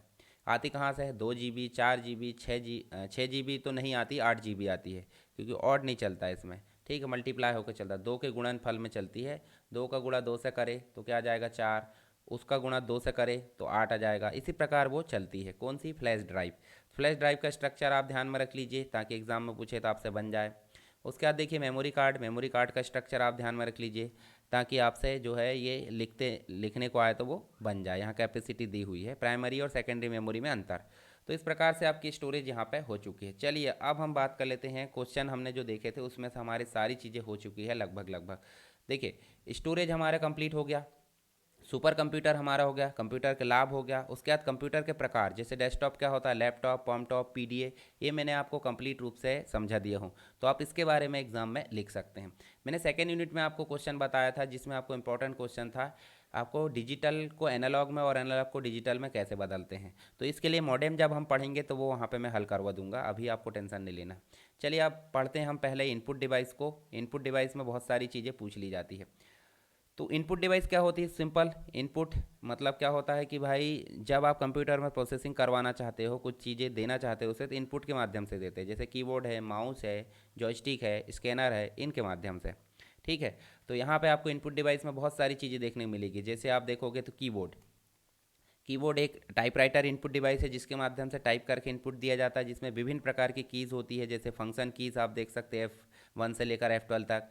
न्यूमेरिक कीज़ देख सकते हैं। ठीक है। उसके अलावा अल्फ़ा न्यूमेरिक कीबोर्ड इसे बोला जाता है कंप्लीट, जिसमें आपको अल्फ़ाबेट्स मिल जाएंगे और नंबर्स मिल जाएंगे, साथ ही कंट्रोल कीज़ मिल जाती है, शिफ्ट अल्टर कंट्रोल। ठीक है। कुछ टाइपिंग कीज़ जैसे कि ABCD स्पेस है, एंटर है, ये सारी चीज़ें टाइपिंग कीज़ हो जाती है। उसके बाद देखिए कंट्रोल कीज़ में स्केप बटन आ जाती है और कुछ और चीज़ें। कर्सर मूवमेंट में आपकी देखोगे तो ये हो जाती है। ठीक है। एरो कीज़ वगैरह, इंडिकेटर्स की लाइट आप देख सकते हैं, न्यूमेरिक कीपैड आप देख सकते हैं। तो ये कुछ की है, इनके बारे में आपको लिख देना अगर कीबोर्ड आए तो। ठीक है। इसके अलावा आप देखोगे तो आपको माउस पूछा जाएगा। ठीक है। इसके कुछ प्रकार है जो है। नेक्स्ट आपका माउस जो पूछा जाएगा, माउस का मतलब होता है एक ऑप्टिकल, मतलब एक प्रकार से माउस जो है आपका कैसा होता है, क्लिक करके या आइकॉन पर हम जब क्लिक करेंगे तो माउस का उपयोग करेंगे। माउस का स्ट्रक्चर आपको इस प्रकार बना देना है ताकि आपको जो है नंबर अच्छे मिल सके। लेफ्ट बटन होती है, राइट बटन होती है, स्क्रॉल व्हील होता है, बॉडी होती है। ठीक है। वायर होता है या वायरलेस होता है। तो इसको आपको इस प्रकार बना देना है, इसके बारे में आपको समझा देना है। देखिए ये जो होता है पॉइंटिंग इनपुट डिवाइस होती है, जिसमें पॉइंट करके इनपुट दिया जाता है। ठीक है। और इसमें जो पहले की तुलना में देखें तो पहले दूसरे प्रकार के माउस आते थे, अभी ऑप्टिकल माउस आने लगे हैं। तो इसका काम क्या होता है? काम पूछा जाए तो क्लिक करना, डबल क्लिक करना, राइट क्लिक करना, ड्रैग करना, स्क्रॉल करना, ये सब इसके टास्क होते हैं। उसके बाद देखिए कुछ अलग अलग प्रकार के माउस, जैसे पहले आते थे नीचे बॉल लगी होती थी, मैकेनिकल माउस। फिर आ गया ऑप्टिकल माउस जिसमें सेंसर से काम होता है। ये ऑप्टिकल माउस में ही अपग्रेडेड हो गए वायरलेस माउस, बिना वायर के एडाप्टर के माध्यम से ये चलते हैं। ये जॉयस्टिक है, गेम खेलने के लिए काम आता है। ठीक है। इनपुट डिवाइस है। इसके अलावा आप देखोगे तो आपको ट्रैक बॉल देखोगे तो माउस का ही, मैकेनिकल माउस को अगर पलटा दें तो ट्रैक बॉल में बॉल ऊपर हो जाती है, तो इसे बोलते हैं ट्रैक बॉल। ये भी इनपुट के लिए काम आता है, माउस के जैसे ही ये काम करता है, लगभग लगभग उसी बिरादरी के हैं, यानी माउस के ही परिवार के हैं सभी। ये लाइट पेन है, ये इनपुट डिवाइस है।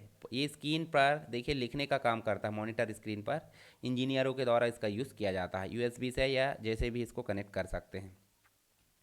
इसके बाद देखिए टच स्क्रीन भी एक इनपुट डिवाइस है, जिसको टच करके हम इनपुट देते हैं। आप मोबाइल में टच करके देते हो इनपुट, तो वो इनपुट डिवाइस हो जाएगी।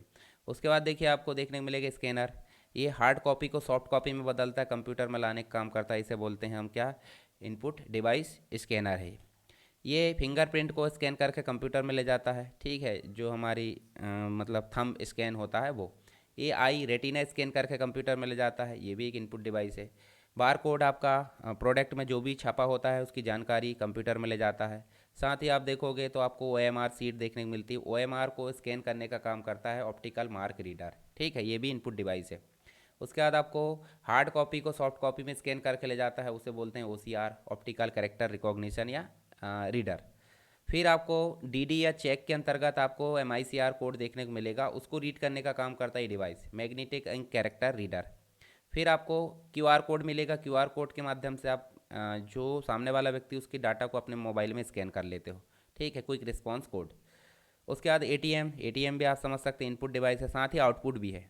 ऐसे टच स्क्रीन भी इनपुट भी है और आउटपुट भी है। माइक्रोफोन, आप मेरी आवाज़ मैं रिकॉर्ड कर पा रहा हूँ माइक्रोफोन से और आप सुन पा रहे हैं हेडफोन से, तो हेडफोन आउटपुट हो जाएगा, माइक्रोफोन आपका इनपुट। ग्राफिक्स टैबलेट जिसके माध्यम से मैं अभी आपको लिख कर दिखा रहा हूँ, क्या है ये, ग्राफिक्स टैबलेट है। ठीक है। ये भी इनपुट डिवाइस है। चलिए थोड़ा सा बात करते हैं आउटपुट डिवाइस की। तो आउटपुट डिवाइस क्या होती है? इनपुट जब प्राप्त होता है तो प्रोसेसर के द्वारा प्रोसेसिंग करने के बाद परिणाम जिस डिवाइस से प्राप्त होता है वो कहलाती है आउटपुट डिवाइस। ठीक है। तो यहाँ पे मिलेगी क्या, आउटपुट डिवाइस। स्टोरेज हमने पढ़ लिए। तो आउटपुट डिवाइस में मुख्य रूप से होती है आपकी क्या, मॉनिटर। मॉनिटर का आविष्कार किसने किया था? कार्ल फर्डिनांड ब्राउन ने किया था। इसके बाद आप देखोगे इसके 3 प्रकार है, monochrome, single colour, grey scale, grey shade में। और कलर मॉनिटर आपके किस में काम करते हैं?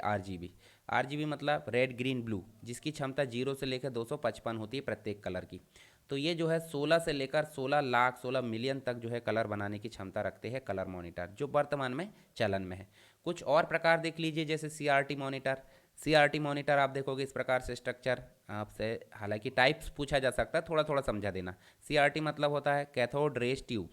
उसके बाद आप देखिए यहाँ से इलेक्ट्रॉन बीम जो होती है आपकी इलेक्ट्रॉन गन से बीम निकलती है, यहाँ से फास्फोरस किरणों से टकराती है और छोटे छोटे पिक्सल बनते हैं। छोटे छोटे पिक्सल से पिक्चर बन जाती है।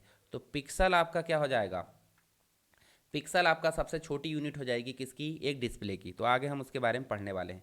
ऐसे ही सीआरटी का अपग्रेडेड वर्जन देखने को मिलेगा आपको एलसीडी।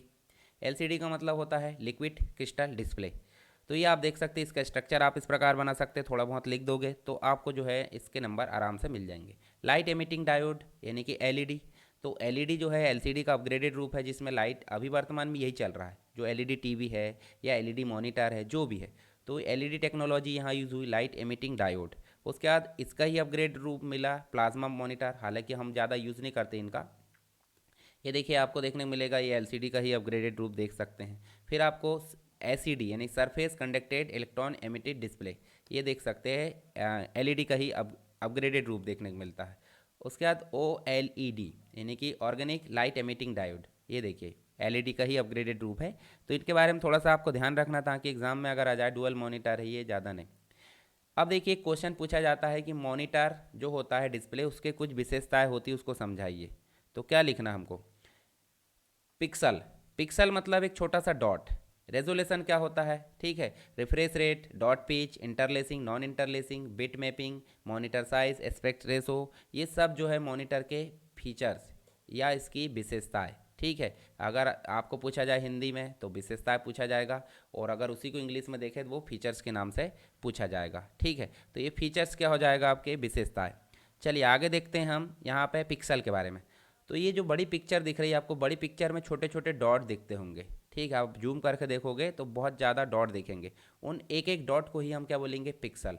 ठीक है, जो कि एक पिक्चर बनाने में काफ़ी महत्वपूर्ण भूमिका निभाते हैं, और पूरी पिक्चर बन जाती है, तो इसमें मल्टीपल डॉट होते हैं। अब देखिए इस पिक्चर में एक पर्टिकुलर एरिया में क्या होंगे, डॉट की संख्या। अगर डॉट की संख्या कम है तो वो हमको थोड़ा एक प्रकार से अलग अलग दिखेंगे, तो पिक्चर फटी फटी नज़र आएगी। पर डॉट की संख्या ज़्यादा है, बहुत घने दिखेंगे, जिसमें पिक्चर की संख्या बहुत अच्छी रहेगी।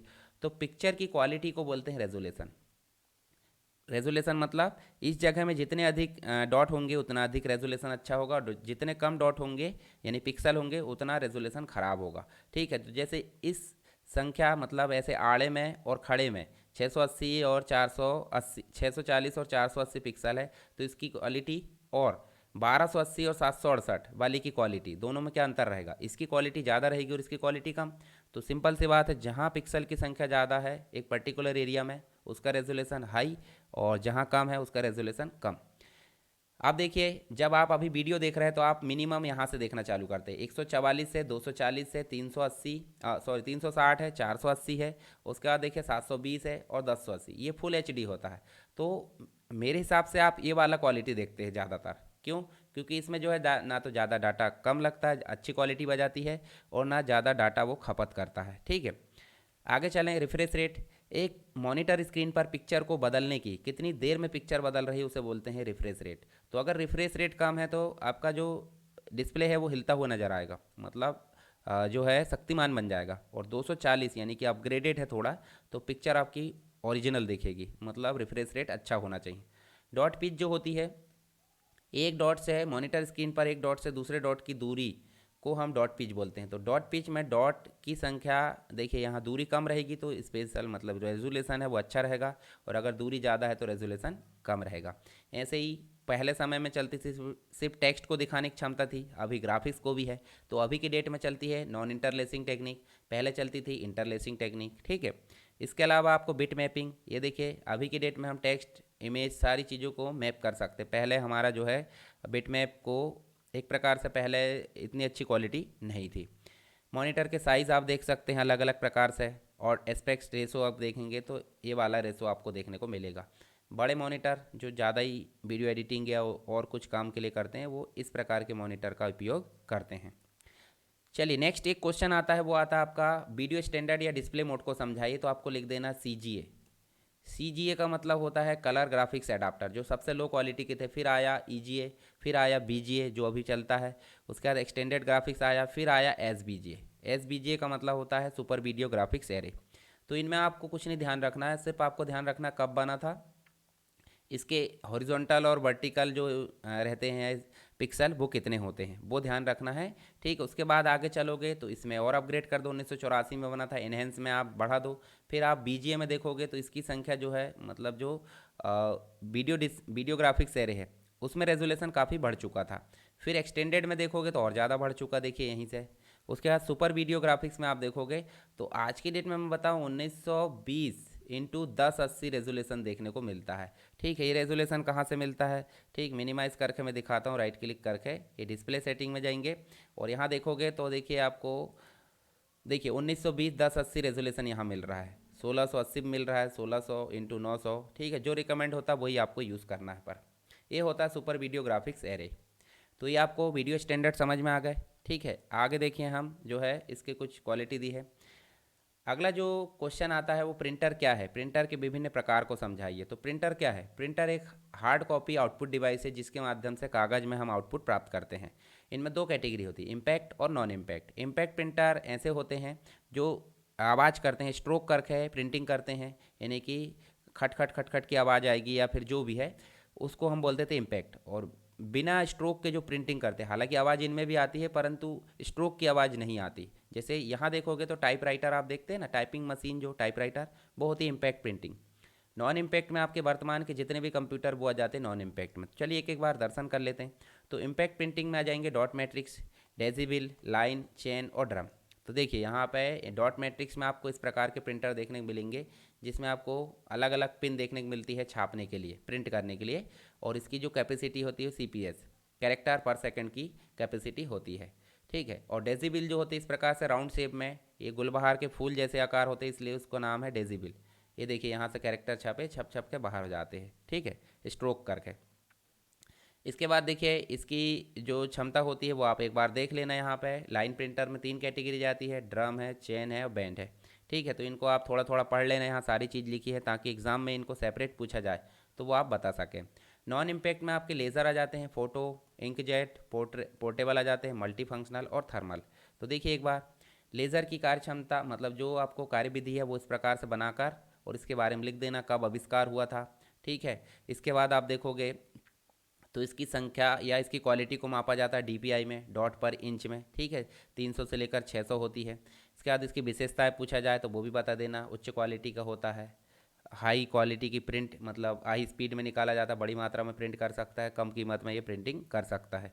तो ये हो जाएंगे आपके क्या, इसकी विशेषताएं। इसकी कमियां अगर पूछा जाए तो वो भी बता देना, हालांकि कमी अनावश्यक ही रहती है, फिर भी आप एग्ज़ाम में अगर लिखना चाहे तो लिख सकते हैं। थर्मल ट्रांसफ़र प्रिंटर होते हैं, ये देखिए छोटे आकार के प्रिंटर होते हैं जिसमें रिसिप्ट वगैरह छोटी छोटी निकलती है। ATM में देखोगे तो इसी प्रकार के प्रिंटर यूज़ होते हैं। उसके बाद देखिए फोटो प्रिंटर स्टूडियो वगैरह में यूज़ होते हैं। साथ ही आप देखोगे तो इंकजेट प्रिंटर छोटा मोटा कलर प्रिंट निकालने के लिए इसका यूज़ किया जाता है, MP ऑनलाइन की दुकानों में जहाँ भी आप देख सकते हैं।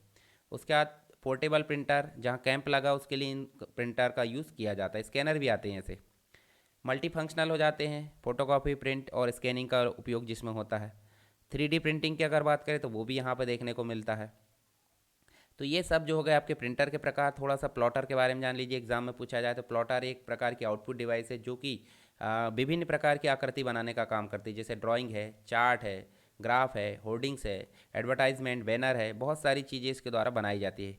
ड्रम प्लान प्लॉटर होता है और फ्लैट बेड होता है, दो कैटेगरी यहाँ होती है इनकी। तो दोनों को आप देख लीजिए। इस प्रकार से आप देखोगे तो ये हो गया ड्रम पेन, और इस प्रकार से देखोगे तो ये हो गया फ्लैट बेड। फ्लैट बेड यहाँ देखोगे प्लॉटर में चार्ट, ग्राफ, चित्र, रेखा चित्र ही हमने देख ली इनका यूज़।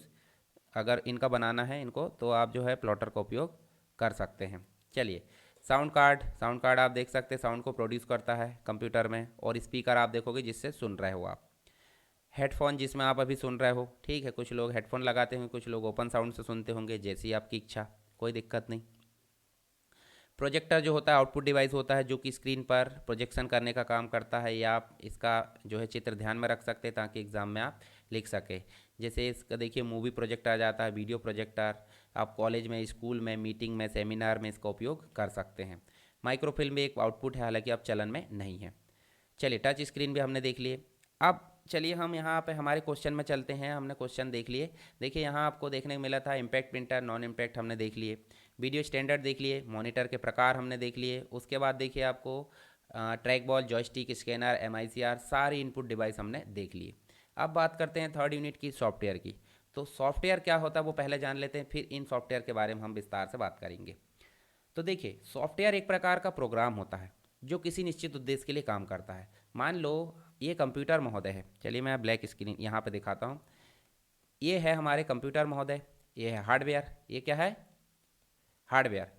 और हार्डवेयर से कम्युनिकेट करना है तो यहाँ यूज़र है सीधे, तो वो हार्डवेयर से ठोक पीट के काम तो कर नहीं सकता, तो इन दोनों के बीच में एक काम नहीं होता।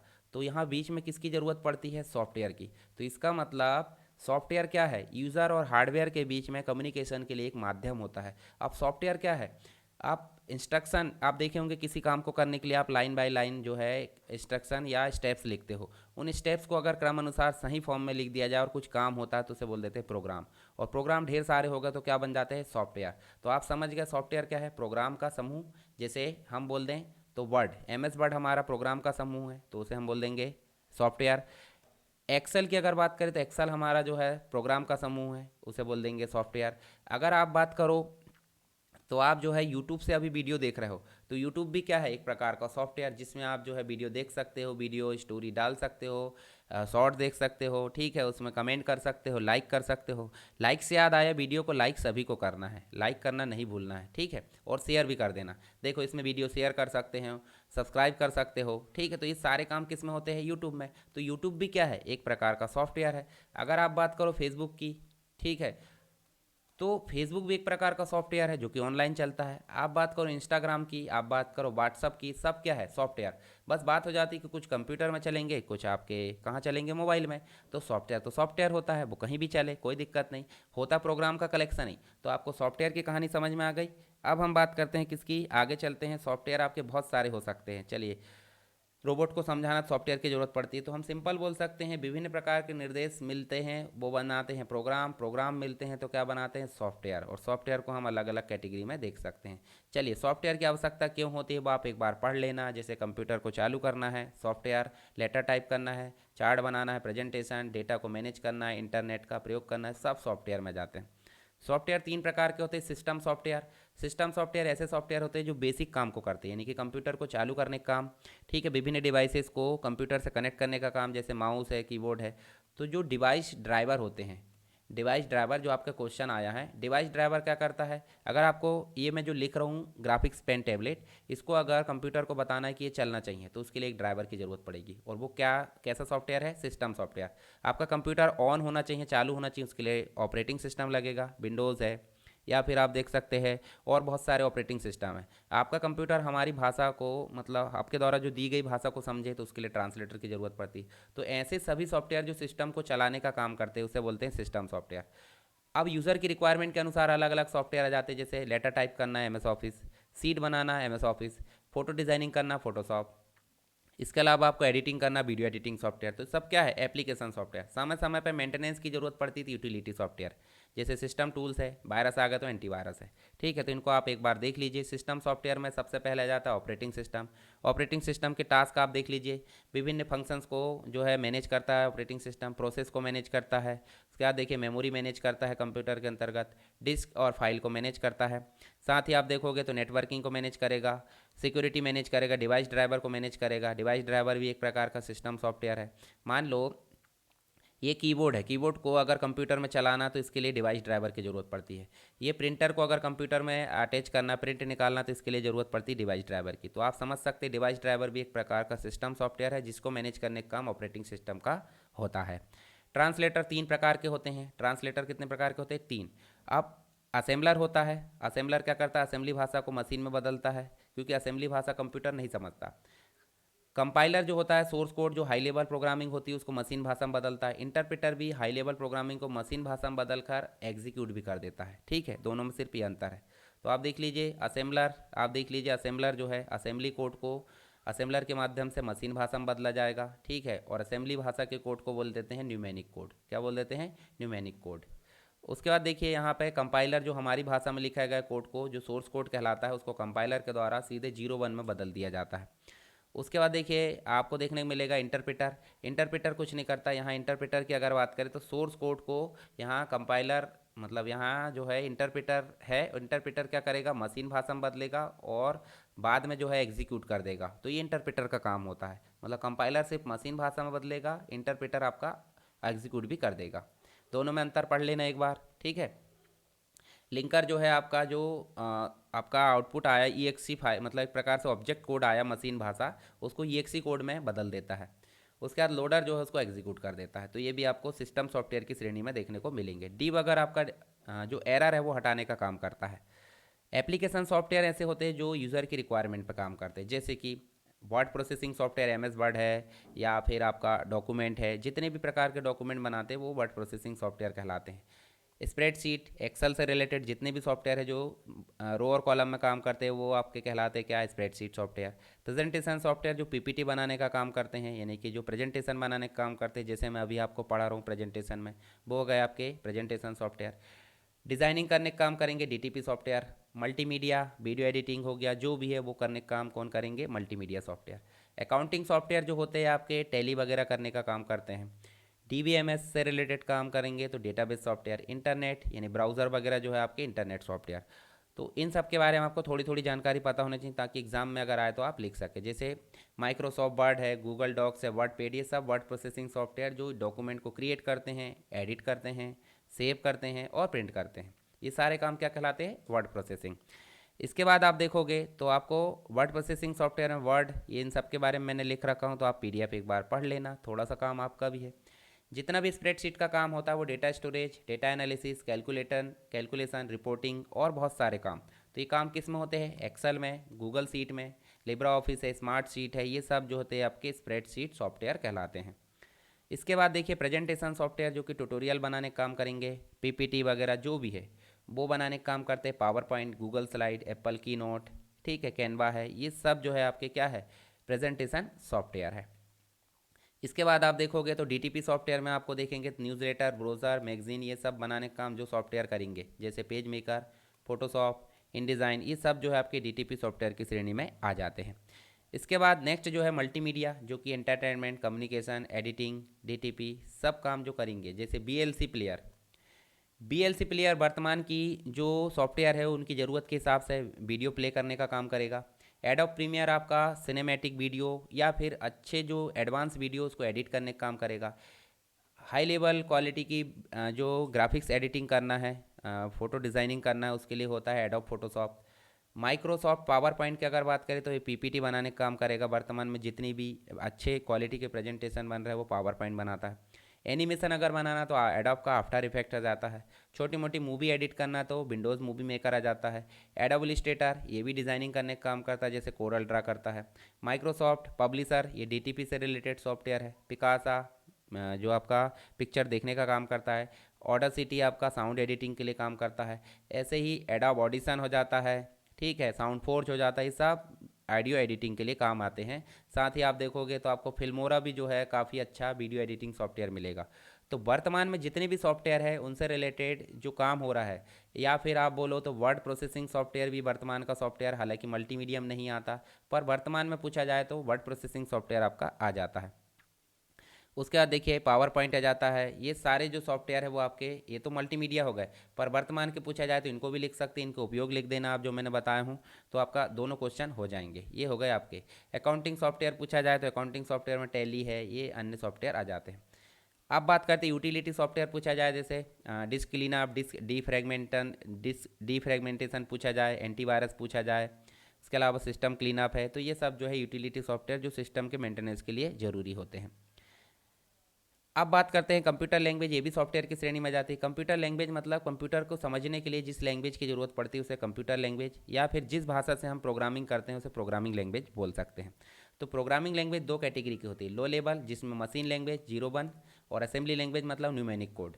हाई लेवल मतलब हमारी भाषा में जितना भी कोड लिखा जाएगा वो कहलाएगा हाई लेवल। अब देख लेते हैं, देखिए मशीन लैंग्वेज जो होती है आपकी इस प्रकार से 0 1 में कोडिंग किया जाएगा, पर इस भाषा में अगर हमको कोडिंग करना तो बहुत ज़्यादा मेहनत लगेगी और कंप्यूटर को समझने में आसानी होगी। पर असेंबली भाषा में अगर हम कोडिंग करेंगे तो कंप्यूटर नहीं समझेगा, उसके लिए क्या लगेगा, असेंबलर। और अगर हाई लेवल में हम काम करते हैं तो उसके लिए लगेगा कंपाइलर या इंटरप्रेटर। ठीक है, तो ये चीज़ हमने पहले भी देख चुके हैं। तो मशीन लैंग्वेज तो समझ गए आप, 0 1 में रहती है। असेंबली लैंग्वेज न्यूमेरिक कोड में रहती है। हाई लेवल लैंग्वेज आपकी किस में रहती है, हाई लेवल कोड में। जैसे थर्ड जनरेशन की लैंग्वेज हो गई, जो कि आपका इस प्रकार का ऐसी थर्ड जनरेशन की लैंग्वेज क्या कहलाती है, जो आपकी इस प्रकार से कंसोल में काम करती है। कंसोल का मतलब क्या होता है, जिसमें आप जो है माउस का उपयोग नहीं कर सकते। और फोर्थ जनरेशन की लैंग्वेज जिसमें आप माउस का उपयोग और कीबोर्ड का उपयोग दोनों कर सकते हैं। ठीक है, ये सब हाई लेवल की लैंग्वेज है, फोर्थ जनरेशन की लैंग्वेज। और जो इसके फ़ायदे और नुकसान आप यहाँ पे बता सकते हैं। इसके बाद देखिए हाई लेवल प्रोग्रामिंग के नाम आप पढ़ लेना, हालांकि ज़्यादा जो है इम्पॉर्टेंट नहीं है।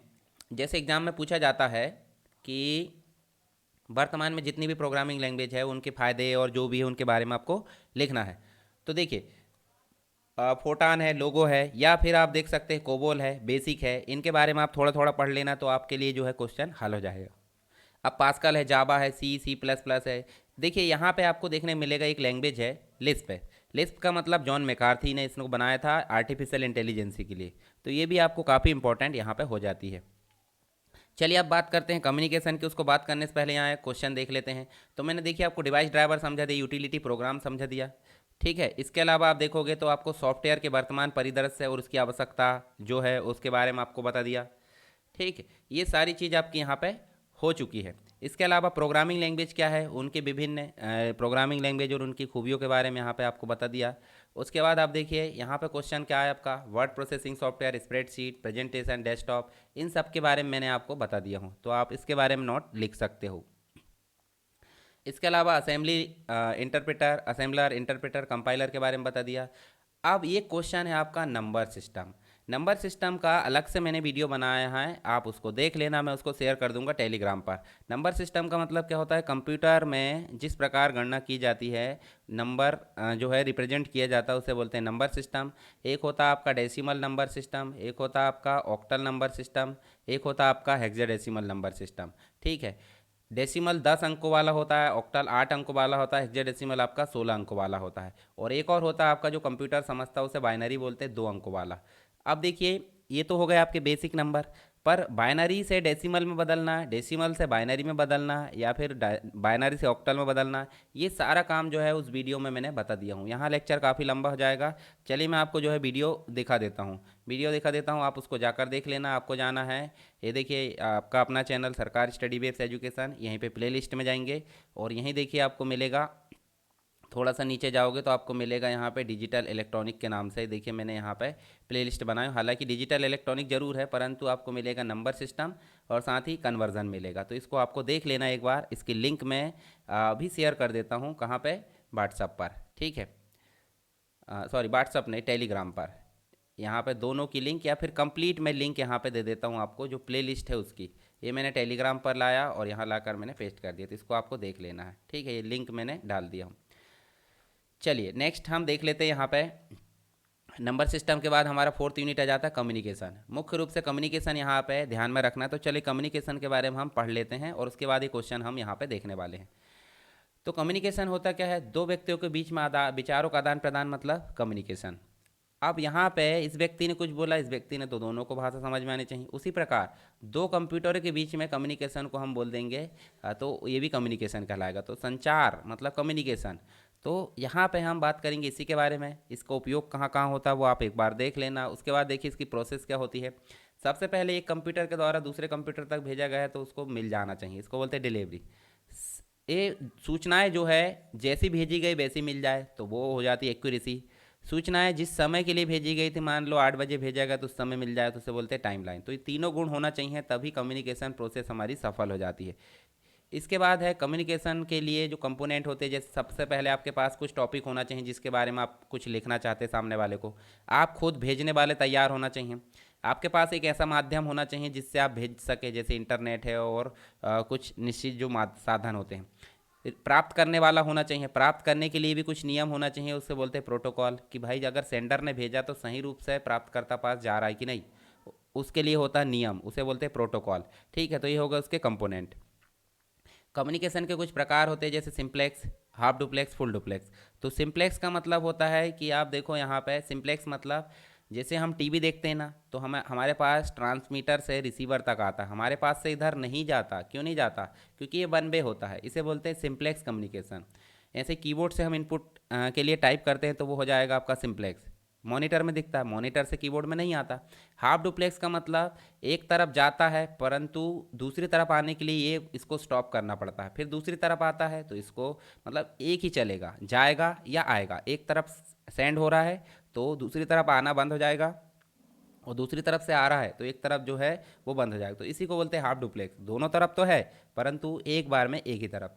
जब एक बार में जा भी रहा है और एक बार में आ भी रहा है, मतलब साथ ही साथ, जैसे आपका फ़ोन, मोबाइल फ़ोन से आप बात करते हैं कि नहीं किसी से, तो सिंपल सी बात है, मोबाइल फ़ोन से बात करोगे तो आपको क्या मिलेगा यहाँ पे, जो है ये सारी चीज़ें देखने को मिलेगी कि फ़ोन से आप बात भी कर रहे हो और फ़ोन से आप सुन भी रहे हो, तो इसे बोलते हैं क्या, आप मतलब फुल डुप्लेक्स बोलेंगे। और एक बार में, जैसे वॉकी टॉकी आपने देखा होगा ना, वॉकी टॉकी मतलब जो आप देखे होंगे ना, जिससे बोलते हैं और फिर स्विच ऑन करके सुनते भी हैं, तो ये दोनों चीज़ आपको देखने को मिलेंगी। तो ये हो गए आपके टाइप्स ऑफ कम्युनिकेशन, इसके बारे में पढ़ लेना आप, ठीक है।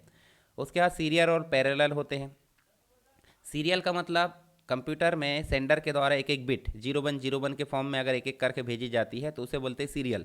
और जब एक साथ ढेर सारी बिट 8 तारों के माध्यम से भेज दी जाएगी तो उसे बोलते हैं पैरेलल। तो सीरियल और पैरेलल दोनों ही कम्युनिकेशन आपको समझ में आ गए। ऐसे ही सीरियल में भी दो कैटेगरी होती है, तो एक तो ग्रुप बनाकर भेजते हैं 4 4 8 8 बिट का, स्टार्ट और एंड बिट के माध्यम से, तो इसे बोलते हैं असिंक्रोनस। और जिसमें बिना ग्रुप के थोक रेट में भेज दिया जाता है उसे बोल देते हैं सिंक्रोनस, ठीक है। इसके बाद नेटवर्क कम्युनिकेशन करना है तो आपको माध्यम की ज़रूरत पड़ेगी। माध्यम में दो कैटेगरी आ जाती है, कौन कौन सी? एक तो वायरलेस आ जाती है, सैटेलाइट वगैरह बहुत सारी चीज़ें, और एक वायर्ड आ जाती है जिसमें केबल आ जाती है, जैसे नेटवर्क केबल आप देख सकते हैं कि नहीं।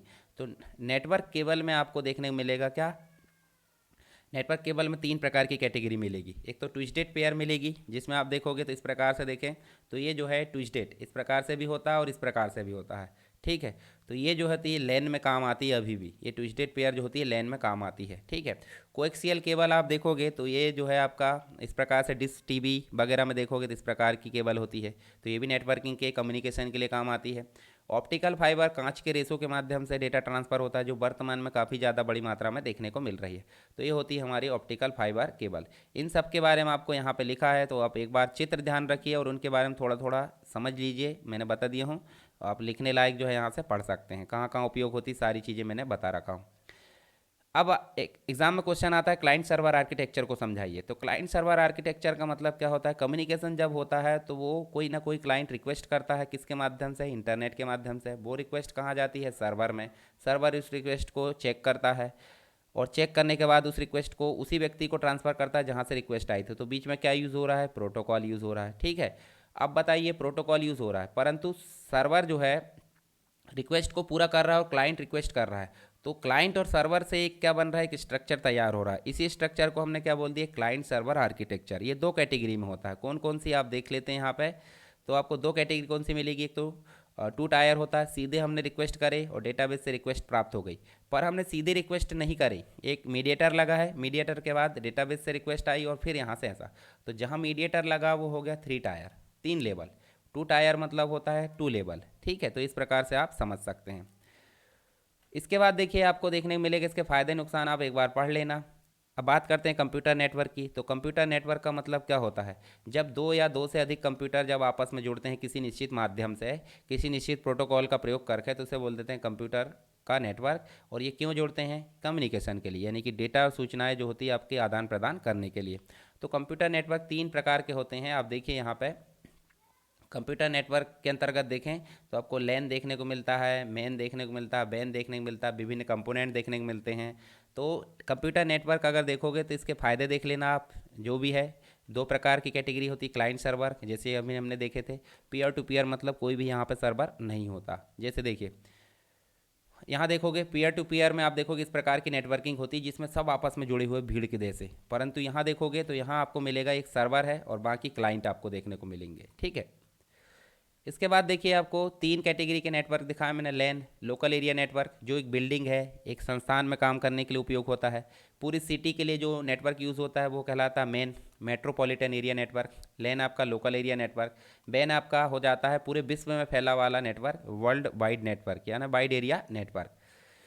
इसके बाद आप देखोगे तो लोकल एरिया नेटवर्क के बारे में आप पढ़ लेना, इसके फीचर्स आप देख सकते हैं। इसके कंपोनेंट में आपको देखने को मिलेगा नेटवर्क एडाप्टर देखने को मिलता है, ठीक है। इसके अलावा नेटवर्क के माध्यम मीडियम देखने को मिलता है, केबल कनेक्टर देखने को मिलता है, ये आप देखिए, ठीक है। पावर सप्लाई देखने को मिलती है, ये वाली हाफ स्विच ये वाला है, ठीक है। उसके बाद network software, network operating system देखने को मिलता है। तो एडाप्टर आप देख सकते हैं जहाँ पे आपको इस स्विच को मतलब जो इथरनेट केबल है उसको अटैच करना है। वायरलेस लैन भी होता है, वी लैन जिसे हम बोलते हैं, घर में आपको उपयोग होता है। इस प्रकार से राउटर लगा दिया जाता है और सभी पर्सनल डिवाइसेस को हम आपस में एक्सेस कर लेते हैं, इसे बोलते हैं wireless local area network. Man हमने देख लिए। उसके बाद आप देखो आपको काम का है वैन। वैन नहीं, वैन तो हमने देख लिए। वीपीएन वर्चुअल प्राइवेट नेटवर्क, जैसे एक जगह नेटवर्क है, ये प्राइवेट नेटवर्क है, परंतु इसमें कुछ आईडी और पासवर्ड दे दिया गया है किसको, सभी एम्प्लॉय को। तो आईडी पासवर्ड का उपयोग करके तो वो कहीं मोबाइल में भी उपयोग कर सकते हैं उस नेटवर्क को इंटरनेट के थ्रू, कहीं वो घर में उपयोग कर सकते हैं, कहीं दूसरी ब्रांच में। तो है तो इंटरनेट का मतलब इंटरनेट के थ्रू उपयोग हो रहा है, परंतु है वो क्या, प्राइवेट।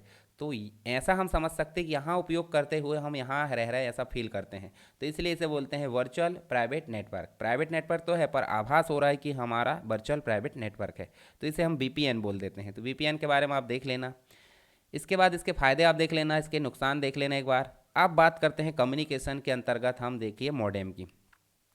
तो आपको एक क्वेश्चन पूछा था, क्वेश्चन क्या पूछा था, डिजिटल को एनालॉग में कैसे बदलते हैं, डिजिटल को एनालॉग में कैसे बदलते हैं सिग्नल को, वो आपको समझाना है, या एनालॉग को डिजिटल में कैसे बदलते हैं। तो आप ध्यान से इस चीज़ को समझिए। देखिए इंटरनेट जो होता है, इंटरनेट तो आप समझ गए कि जहाँ पे सारी सूचनाओं को हम सर्च कर सकते हैं, हालांकि इसके पास भी कुछ नहीं रहता, इसका एक सर्वर रहता है। तो इंटरनेट के माध्यम से कोई कंप्यूटर क्या चाहता है कि इस व्यक्ति ने कोई ईमेल बनाया, ईमेल बनाया जो भी है डैश डैश डैश डैश बना दिया, किस फॉर्म में बनाया, 01 के फॉर्म में, क्योंकि कंप्यूटर तो 01 समझता है। तो 01 क्या है आपकी, डिजिटल लैंग्वेज, क्या है, डिजिटल लैंग्वेज। और डिजिटल लैंग्वेज को हमको भेजना है टेलीफोन लाइन के माध्यम से, और टेलीफोन लाइन समझती है, टेलीफोन लाइन में हमेशा एनालॉग सिग्नल बहते हैं। तो डिजिटल को एनालॉग में बदलने के लिए जिस डिवाइस की ज़रूरत पड़ेगी वो कहलाएगी मॉडेम। मॉडेम के माध्यम से एनालॉग में बदले, इंटरनेट के माध्यम से गया, हमारा मित्र यहाँ पे है बी पर्सन, और यहाँ से फिर से जो है एनालॉग सिग्नल है, एनालॉग सिग्नल को फिर से हमको किस में बदलना है, हमको बदलना है एक प्रकार से 01 में। किस में बदलना है, 01 में। तो सिंपल सी बात है, हमको 01 में बदलना है, तो एनालॉग को 01 में बदलने के लिए फिर से ज़रूरत किसकी पड़ी, मॉडेम की। तो मॉडेम ने दो काम करा, एक तो डिजिटल को एनालॉग में, और एक जो है एनालॉग को डिजिटल में करा। तो दो काम क्या हो गए आपके, देखिए मॉडेम को अगर तोड़ोगे तो दो काम यहाँ पे हो जाएंगे। मॉडेम मतलब हो जाता है आपका एमओडी और डीईएम। तो मॉडेम एमओडी से बन गया मॉड्यूलेशन, क्या बन गया, मॉड्यूलेशन, और डी से डीईएम से बन गया डी मॉड्यूलेशन। तो डिजिटल को एनालॉग में बदलने वाली टेक्निक को बोलते हैं मॉड्यूलेशन, और एनालॉग को डिजिटल में बदलने वाली टेक्निक को बोलते हैं डीमॉड्यूलेशन। दोनों शब्द से मिलकर बना है मॉडेम, ठीक है। इसलिए इसको जो है इसका काम होता है एनालॉग को डिजिटल में, डिजिटल को एनालॉग में बदलने का, ठीक है। तो ये चीज़ आपको क्लियर हो गई, analogue to digital, digital to analogue. अब देखिए आपसे जो क्वेश्चन पूछा था वो आपसे सही मायने में बन जाएगा, इसकी आप जो है टेक्निक लिख सकते हैं, किस प्रकार काम करता है, इसके फीचर्स क्या क्या होते हैं। इसके अलावा जो है आप जो है इसके टाइप्स लिख सकते हैं। एक्सटर्नल मॉडेम होता है, इंटरनल मॉडेम होता है, फैक्स मॉडेम होता है। एक्सटर्नल मॉडेम तो आपने देखा ही होगा, इंटरनल लैपटॉप के अंदर होता है, या फिर आपका जो है सीपीयू जो कंप्यूटर है उसके अंदर होता है।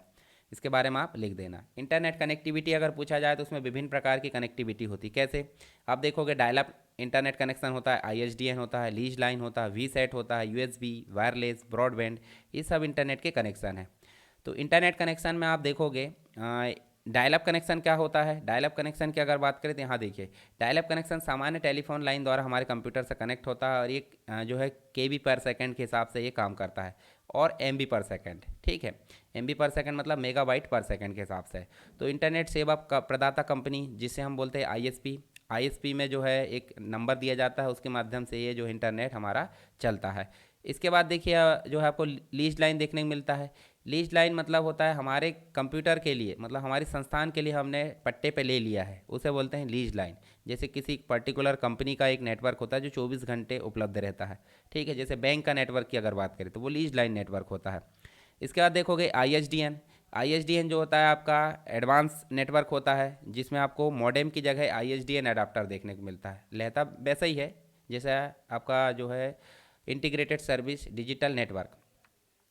ये देखिए इसकी जो स्पीड है काफ़ी तेज़ होती है, डाटा स्पीड जो होती है, ठीक। इसके अलावा DSL होता है, ये भी एक प्रकार से टेलीफोन लाइन से ही चलता, मॉडेम से, डिजिटल सब्सक्राइबर लाइन इसे बोलते हैं।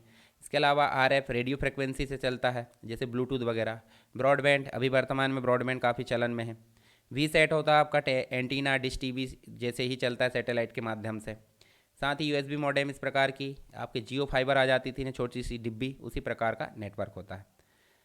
साथ ही आप देखोगे कंपोनेंट अगर पूछा जाता है नेटवर्क के तत्व पूछा जाता है तो आप लिख दोगे मॉडेम। मॉडेम हमने समझ लिए थे। हब है, स्विच है, गेटवे है, NIC, NOS, राउटर, ब्रिज। चलिए एक बार देख लेते हैं। NIC जो होता है आपका नेटवर्क इंटरफेस कार्ड होता है, जो कि अडाप्टर हमने देखे थे इस प्रकार से, ठीक है, अभी मैंने समझाया था आपको। उसके अलावा जो हमारा ऑपरेटिंग सिस्टम होता है वही नेटवर्क का काम करता है, तो उसे हम बोल देते हैं नेटवर्क ऑपरेटिंग सिस्टम। सारी डिवाइसेस को कनेक्ट करता है। हब मतलब होता है जितने भी कंप्यूटर है नेटवर्किंग में वो सब इससे कनेक्ट होते हैं, इसे बोलते हैं हब। अलग अलग कंपनियों के देखने को मिलते हैं, डीलिंग काफ़ी फेमस है।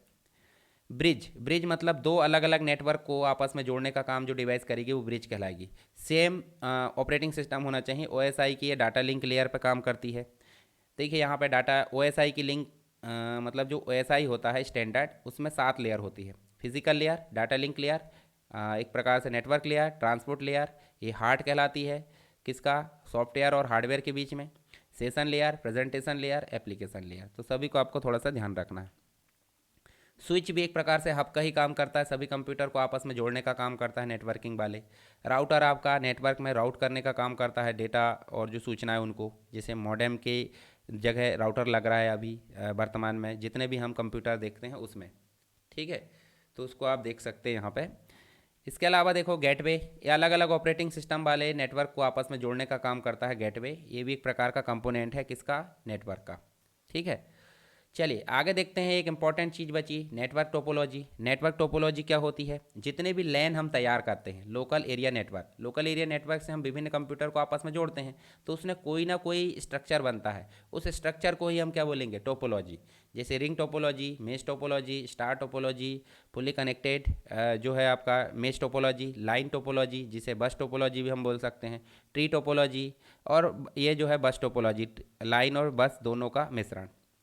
अब देखिए टोपोलॉजी तो हमने समझ गए। टोपोलॉजी में हम देखेंगे यहाँ पे सबसे पहले बस टोपोलॉजी, जिसमें एक बैकबोन होती है, सभी कंप्यूटर आपस में जुड़े होते हैं। इस कंप्यूटर के द्वारा सूचनाएं भेजी है इसको, तो इसको भी प्राप्त हो जाएगी और इसको भी। अगर बैकबोन खराब है तो ये नष्ट हो जाती है, मतलब काम नहीं करती।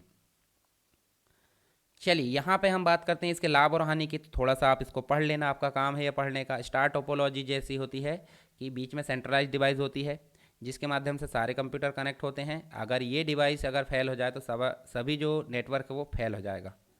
लाभ हानि पढ़ सकते हैं। रिंग मतलब रिंग आकार का, कनेक्ट आपस में कनेक्ट होते हैं, ठीक है, उसे बोलते हैं रिंग टोपोलॉजी।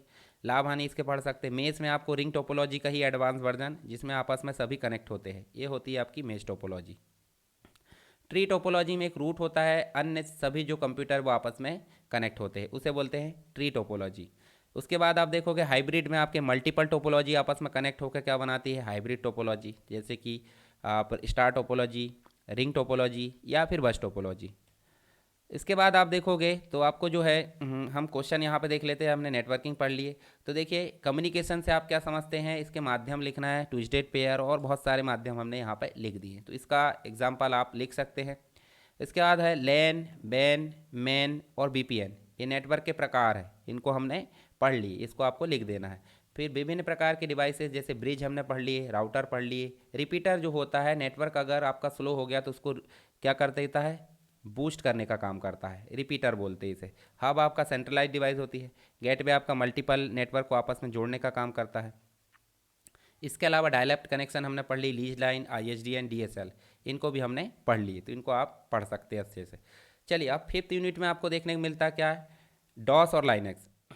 देखिए एक बार मैं आपको जानकारी दे देता हूँ कि जो भी हम पढ़ रहे हैं, मतलब जो मैं आपको अभी पढ़ा रहा हूँ उसका डिटेल वीडियो भी आपको मिल जाएगा, ठीक है। डिटेल वीडियो कहाँ मिलेगा? डिटेल वीडियो मैंने बताया ना अभी आपको, फिर से एक बार देख लीजिए, टेलीग्राम चैनल पे ही मैं लिंक शेयर करूँगा। इस प्रकार से लिंक आपको देखने को मिलेगी। देखिए यहाँ देखिए, PGDCA DCA सेकंड सेमेस्टर और PGDCA DCA फर्स्ट सेमेस्टर। तो इसमें आपको क्लिक करना है और क्लिक करने के बाद आपको देखिए तैयारी कैसे करना है, उसको पेपर को सॉल्व कैसे करना है, कंप्लीट फंडामेंटल्स ऑफ कंप्यूटर का वीडियो, और इसकी अगर डॉस और लाइनेक्स पढ़ना तो उसका कंप्लीट वीडियो आपको देखने को मिलेगा, डॉस और लाइनेक्स। ठीक है, तो इनको आप पढ़ लेना ध्यान से। अब बात हो रही पीसी पैकेज की, तो पीसी पैकेज का जो वीडियो है लाइव आएगा क्या पेपर के पहले, और उसके पहले आपको ये वीडियो पढ़ लेना है जो कंप्लीट वाला वीडियो है। और ये कंप्लीट वाला वीडियो से भी पहले देखिए यहाँ पे मैंने जो है आपको एक डिटेल वीडियो मतलब पीसी पैकेज का ही अगर आपने पढ़ लिए होंगे तो मैं इसको ऊपर ला देता हूँ प्लेलिस्ट में, इसको आप पढ़ लेना। तो आपको जो भी इच्छा हो वो आप पढ़ सकते हैं। ठीक है, पीसी पैकेज का जो वीडियो है वो आपको ये वाला पढ़ना है तो ये पढ़ सकते हैं, या फिर जो है आप डिटेल वाला पढ़ना तो वो भी पढ़ सकते हैं। ठीक है, इसी प्रकार सेकंड सेम की भी प्लेलिस्ट है, उसमें भी आप देख लेना।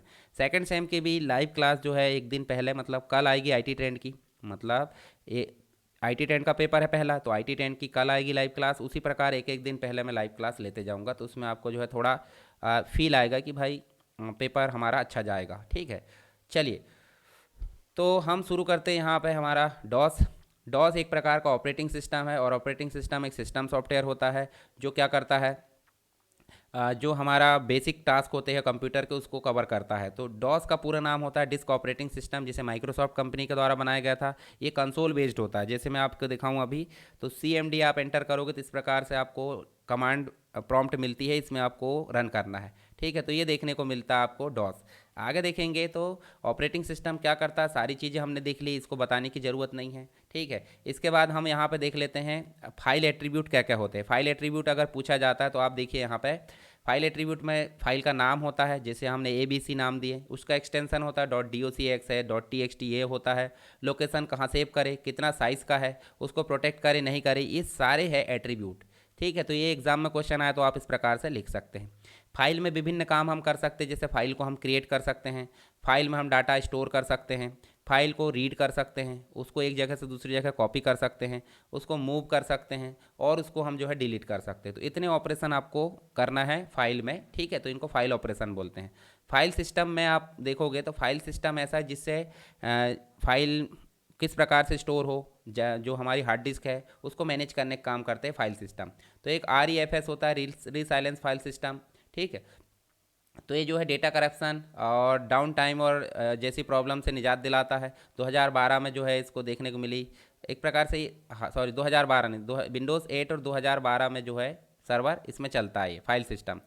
इसका आविष्कार जो है विंडोज़ स्टोरेज स्पेस के साथ काम शुरू करने के लिए किया गया था। फिर NTFS जो वर्तमान में चलती है, जिसे न्यू टेक्नोलॉजी फाइल सिस्टम बोलते हैं, 1993 में बनी थी, डिफ़ॉल्ट रूप से यूज़ की जाती है अभी। पहले चलती थी फाइल एलोकेशन टेबल 32 बिट, इसी का एक्सटेंडेड वर्जन मिलता है। तो ये कुछ चीज़ें आपको ध्यान रखना है, ये फाइल सिस्टम के नाम से क्वेश्चन आएगा। फाइल सिस्टम क्या है, टाइप्स ऑफ फाइल सिस्टम को समझाइए। ठीक है, डॉस। डॉस एक प्रकार का माइक्रोसॉफ्ट का प्रोडक्ट है, ऑपरेटिंग सिस्टम है जिसका नाम डिस्क ऑपरेटिंग सिस्टम है। यूज़र इंटरफेस क्या होता है, CUI कैरेक्टर यूज़र इंटरफेस। ठीक है, इसके अलावा ये जो है 1984 में इसको बनाया गया था।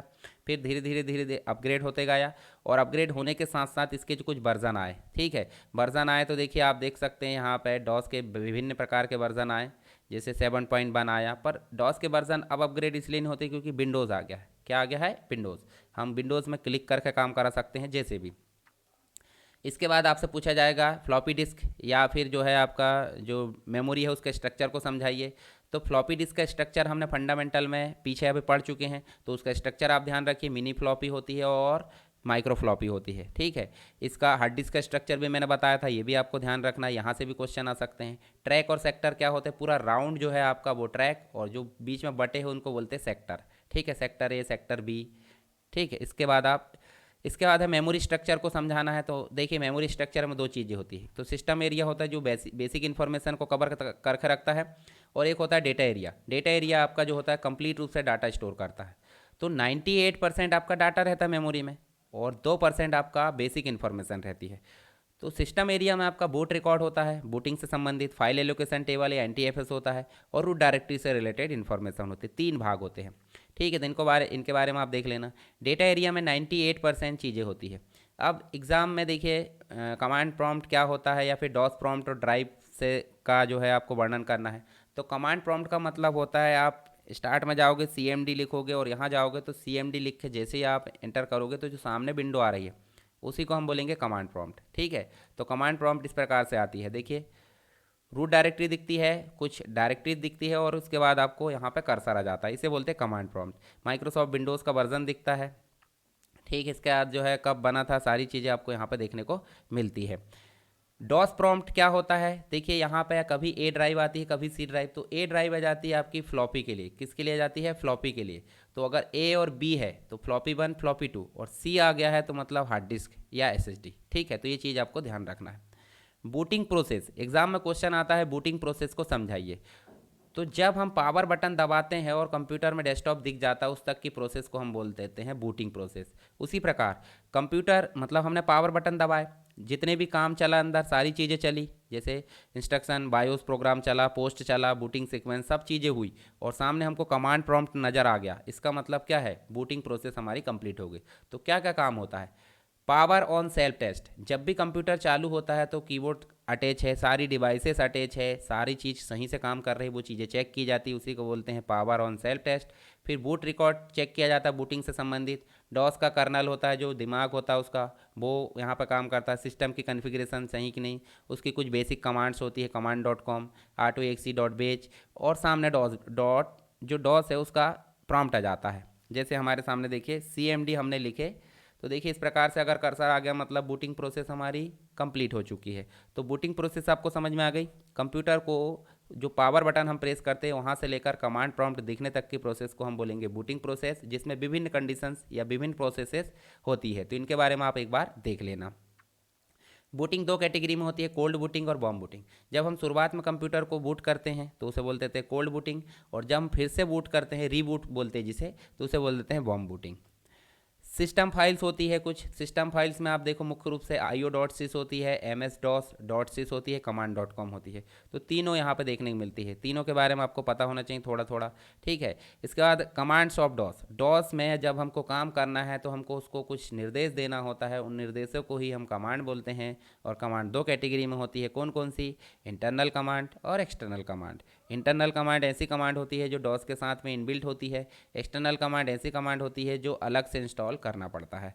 तो मैं आपको जो है कुछ कमांड को यहाँ पे रन करके दिखाऊंगा। पहले मैं आपको कुछ चीज़ें समझा देता हूँ।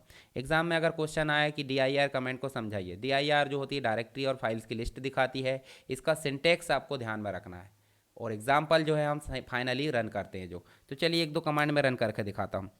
तो हम जाएंगे CMD या कमांड प्रॉम्प्ट हम एंटर करेंगे, इसको थोड़ा छोटा कर लेते हैं हम।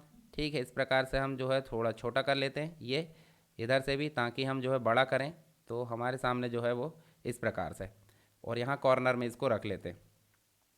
अब देखिए आपको अच्छे से दिख रहा होगा, यहाँ हम जो है CD कमांड होती है, CD डॉट डॉट करेंगे तो बैक में जाते हैं, CD स्लैश करेंगे तो और बैक में चले जाएंगे। ठीक है, एक MD कमांड होती है, MD से हम बनाते डायरेक्टरी। ठीक है, MD से हम क्या बना लेते हैं, डायरेक्टरी, और हम कर लेते हैं प्रैक्टिस के नाम से एक डायरेक्टरी बना लेते हैं इस प्रकार से। और DIR करेंगे तो देखिए हमारे सामने यहाँ प्रैक्टिस नाम से डायरेक्टरी बन चुकी है, देखिए देख रहे हैं आप प्रैक्टिस की डायरेक्टरी।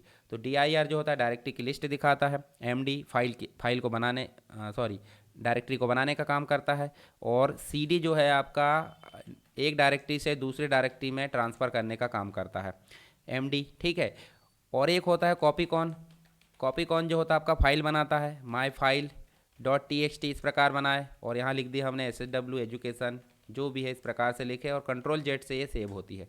तो देखिए सेव हो गई। फिर DIR करें तो देखिए फाइल हमारी बन चुकी है। ये फाइल को हम कट कर सकते हैं, मतलब मूव कर सकते हैं या कॉपी कर सकते हैं और डिलीट भी कर सकते हैं। यदि हम MD करक है और एक डायरेक्टरी बना लेते हैं PGDCA के नाम से, तो DIR करेंगे देखिए PGDCA नाम से एक डायरेक्टरी बन चुकी है। यदि हम इसको हटाना चाहते हैं तो हम RD करेंगे और यहाँ PGDCA करेंगे तो आपकी हट जाएगी डायरेक्टरी। ये सारी चीज़ें मैंने आपको डिटेल लेक्चर में बताया हूँ। तो चलिए यहाँ पे मैंने आपको बता दिया हूँ। MD के लिए आपको सिंटेक्स क्या लिखना है, MD के लिए सिंटेक्स ये लिखना है, नई डायरेक्टरी बनाने के लिए इसका उपयोग होता है रूट डायरेक्टरी MD, और यहाँ डायरेक्टरी का नाम इस प्रकार, और एग्जाम्पल में आपको डायरेक्टरी का नाम सही में लिखना है। ठीक, और CD में आपको जो है इस प्रकार से सिंटेक्स लिखना है, और ये जो है आपकी डायरेक्टरी को चेंज करने का काम करती है। CD डॉट डॉट से बैक जाते हैं डायरेक्ट अगर स्लैश करेंगे तो डायरेक्ट बैक चले जाएंगे। CLS होता है आपका क्लियर स्क्रीन के लिए काम आता है। कॉपी आपका कॉपी करने का काम आता है, जिसमें आपका सोर्स फाइल नेम होता है, सोर्स एड्रेस और टारगेट एड्रेस, इस प्रकार से। कॉपी कौन से आपकी फाइल बनती है और टाइप से आपकी फाइल के एट्रीब्यूट दिखाई देते हैं, ठीक है। ये एक बार आप देख लेना PDF। डेल से डिलीट होती है फाइल, रीनेम से रीनेम होती है फाइल और डायरेक्टरी, डेट से डेट देख सकते हैं, टाइम, वर्जन, ठीक है, वर्जन है। उसके अलावा पाथ है, changing, drive letter, exit command DOS से बाहर आने के लिए, प्रॉम्प्ट कमांड डॉस का प्रॉम्प्ट जो है उसको देखने के लिए। अब कुछ होती है एक्सटर्नल कमांड, तो इनके बारे में आपको प्रैक्टिस यहाँ पर देखने को नहीं मिलेगी क्योंकि इनको इंस्टॉल करना होता है। लेबल कमांड होती है, ड्राइव का लेबल सीरियल नंबर प्रदर्शित करता है। ट्री स्ट्रक्चर में डायरेक्टरी को दिखाने का काम करता है ट्री, ठीक। इसके अलावा CH के DS के, तो CH के DS के डिस्क को चेक करने का काम करती है, प्रिंट करने का काम करती है प्रिंट कमांड। उसके बाद आप देखोगे तो आपको डिस्क कॉपी, डिस्क की कॉपी करने के लिए, कंपैरिजन के लिए कंपेयर कमांड होती है। उसके बाद आप देखोगे सिस कमांड, ठीक है, ये जो होती है एक प्रकार से बूटेबल डिस्क बनाती है। हेल्प प्रोवाइड करती है आपको। डॉस की कमांड जो होती है आपको, डॉस का जो वर्जन है उससे प्रारंभ हुई थी 5.0 से, ठीक है। हिस्ट्री देखने का काम करती है। एट्रीब्यूट देखिए एट्रीब्यूट जो है देख सकते हैं, बैकअप ले सकते हैं, एडिट, इसके अलावा जो है फॉर्मेट है, ऐप डिस्क है, ये सब जो है आपको थोड़ा थोड़ा ध्यान में रख लेना ताकि एग्जाम में अगर क्वेश्चन आए तो आपसे बन जाए। तो ये हो गया आपका डॉस। अब बात कर लेते हैं थोड़ी सी बात लाइनेक्स की। तो लाइनेक्स भी एक प्रकार का ऑपरेटिंग सिस्टम है जो कि लाइनेक्स टोरवेल्स ने बनाया था, ओपन सोर्स है और फ्री है। इसको हम या जो है एक प्रकार से काफ़ी इंपॉर्टेंट है ये। लिनक्स टोरवेल्स ने 1991 में बनाया था, ठीक है। अब ये यूनिक्स था, यूनिक्स पर आधारित था। यूनिक्स का एक जो है एक कोड था जिसको ध्यान में रखकर या जिसको इंस्पायर होकर ये लिनक्स टोरवेल ने एक छोटा सा प्रोग्राम बनाया था, उसी को आज अपग्रेड करके बहुत बड़ा कर दिया गया है लाइनेक्स। उसकी हिस्ट्री आप एक देख लेना, मिनिक्स के नाम से जो है उससे इंस्पायर हुआ था। ये देखिए इसकी हिस्ट्री देख सकते हैं, 1991 से देखे 2011 और आज तक की आप देख सकते हैं। स्ट्रक्चर ऑफ लाइनेक्स की अगर बात करें तो हार्डवेयर होता है जो कंप्यूटर होते हैं आपके। सबसे मुख्य चीज़ कर्नल होता है लाइनेक्स का। लाइनेक्स ऑपरेटिंग सिस्टम में कर्नल होता है जो कि इसकी सारी प्रोसेसिंग को संभालता है। सेल जिसमें आप कमांड प्रॉम्प्ट एंटर करते हैं। एप्लीकेशन जहां आप जो है जितने एप्लीकेशन आपके इंस्टॉल होते हैं, और कुछ मेंटेनेंस के लिए यूटिलिटीज़ होती है। ये हो गया स्ट्रक्चर, इसके बारे में आप देखिए तो कर्नल पूछा जाएगा, कर्नल के काम पूछा जाएगा। कर्नल मतलब मुख्य हिस्सा होता है जो कि हार्ट कहलाता है लाइनेक्स का, ठीक है। इसके अलावा आप देखोगे तो ये जो है कम्युनिकेशन करने का काम करता है हार्डवेयर और सॉफ्टवेयर के बीच में। डिवाइस को मैनेज करता है, मेमोरी को मैनेज करता है, CPU की प्रोसेसिंग को मैनेज करता है, फाइल मैनेज करता है, इंटरप्शन मैनेज। तो ले देख बोले तो मेन ऑपरेटिंग सिस्टम का पार्ट कर्नल ही है, और ऑपरेटिंग सिस्टम जितने भी काम करता है वो कर्नल करता है, ऐसा हम समझ सकते हैं। तो इसका आप स्ट्रक्चर यहाँ देख लेना कर्नल का। ये देखिए कर्नल है और ऊपर आप देखिए विभिन्न application, GNU, C library, glib जिसे बोलते हैं, ठीक है। इसके बाद देखिए नीचे हार्डवेयर है, तो ये आप स्ट्रक्चर बना के इसके टास्क को लिख सकते हैं। सिस्टम लाइब्रेरी क्या होती है? सिस्टम लाइब्रेरी में विभिन्न प्रकार की लाइब्रेरीज होती है जो ऑपरेटिंग सिस्टम के वर्किंग में काम आती है। सेल आपका कमांड प्रॉम्प्ट होता है, जैसे डॉस का कमांड प्रॉम्प्ट था। हार्डवेयर यूटिलिटी आप समझ सकते हैं। फीचर्स आप देखोगे तो इसके फीचर्स पूछ लिया जाता है। लाइनेक्स फ्री है, साथ ही ओपन सोर्स, फ्री में डाउनलोड कर सकते हैं। ओपन सोर्स मतलब इसकी कोडिंग में बदलाव भी कर सकते हैं। ग्राफिकल यूज़र इंटरफेस भी है जहां माउस का उपयोग भी कर सकते हैं, साथ ही कमांड भी चला सकते हैं। सिक्योरिटी यहाँ देखने को मिलती है, मतलब बहुत अधिक सिक्योरिटी होती है। मल्टी यूज़र इसमें उपयोग कर सकते हैं। विभिन्न एप्लीकेशन सॉफ्टवेयर को सपोर्ट किया जाता है। इसमें सेल भी देती हैं, लाइनेक्स टर्मिनल जिसे बोलते हैं। पोर्टेबल होता है, ठीक है। मल्टीटास्किंग, एक से अधिक टास्क यहाँ रन कर सकते हैं जैसे विंडोज़ में होते। इसके अलावा फाइल सिस्टम यहाँ देखने को मिलता है जैसे डॉस में होता है। फीचर्स में आप देखिए, इसको पढ़ लेना एक बार। लाइनेक्स और विंडोज़ में अंतर पूछा तो वो भी आप देख लेना। इसके विभिन्न फ्लेवर्स होते हैं, अबंतु, डेबियन है, फेडोरा है, जेंटू है, ठीक है। अबंतु आप इंस्टॉल कर सकते हैं, फेडोरा आप इंस्टॉल कर सकते हो, ठीक है। इसका जो अबंतु इंस्टॉल करने का मैंने जो ट्यूटोरियल है वो बना दिया हूँ, वो आप देख लेना। देखिए विभिन्न फ्लेवर्स है, वर्जन हम बोल सकते हैं या कैटेगरी। जैसे विंडोज़ के आते हैं ना, विंडोज़ विस्टा या फिर विंडोज़ आप XP बोल सकते हैं, उसी प्रकार। साथ ही आप देखोगे तो हार्डवेयर रिक्वायरमेंट पूछा जाएगा लाइनेक्स की, तो आप बता देना। 1 गीगाहर्ट्ज़ से ऊपर होना चाहिए प्रोसेसर, 1 GB रैम से ऊपर होना चाहिए, 10 GB रैम फ्री स्पेस चाहिए, 10 GB हार्ड डिस्क चाहिए। रेजोल्यूशन आपको कितना चाहिए वो आप देख लेना यहाँ पर। लाइनेक्स की डायरेक्टरी पूछा जाता है तो बिन होती है, ETC एटसेट्रा होती है, होम होती है, ऑप्शन होती है, टैम्प होती है, यूज़र होती है, वेरिएबल होती है, ठीक है।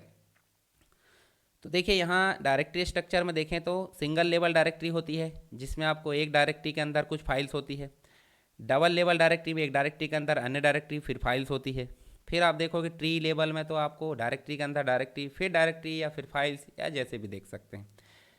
असाइक्लिक में अव्यवस्थित तरीके से कहीं भी कैसे भी होता है। ये स्टैंडर्ड डायरेक्टरीज होती है लाइनक्स की। तो आपको इनको जो है पूछा जाएगा तो ऐसे बता देना कि रूट डायरेक्टरी क्या होती है, जहाँ से हम जो है कमांड चलाना या स्लैश लगा के यहाँ एंटर करते हैं।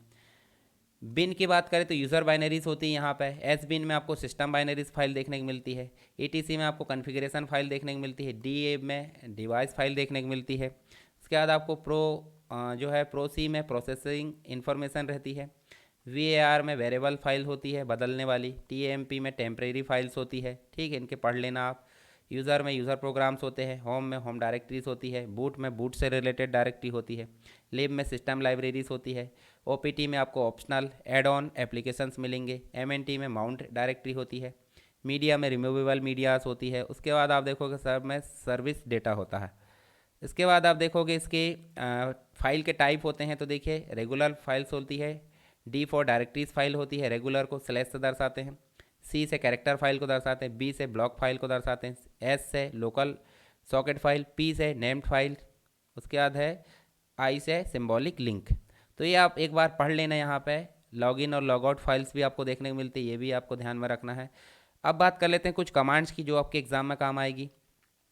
जैसे बीसी, बेसिक कैलकुलेटर यहाँ पे काम होता है। बीसी आप लिखोगे और यहाँ देखिए आपको लिखना है, देखिए बीसी और ट्रिपल आप लेस देन लगाओगे तो आपको प्लस का बटन लगा के यहाँ पे काम कर लेना है।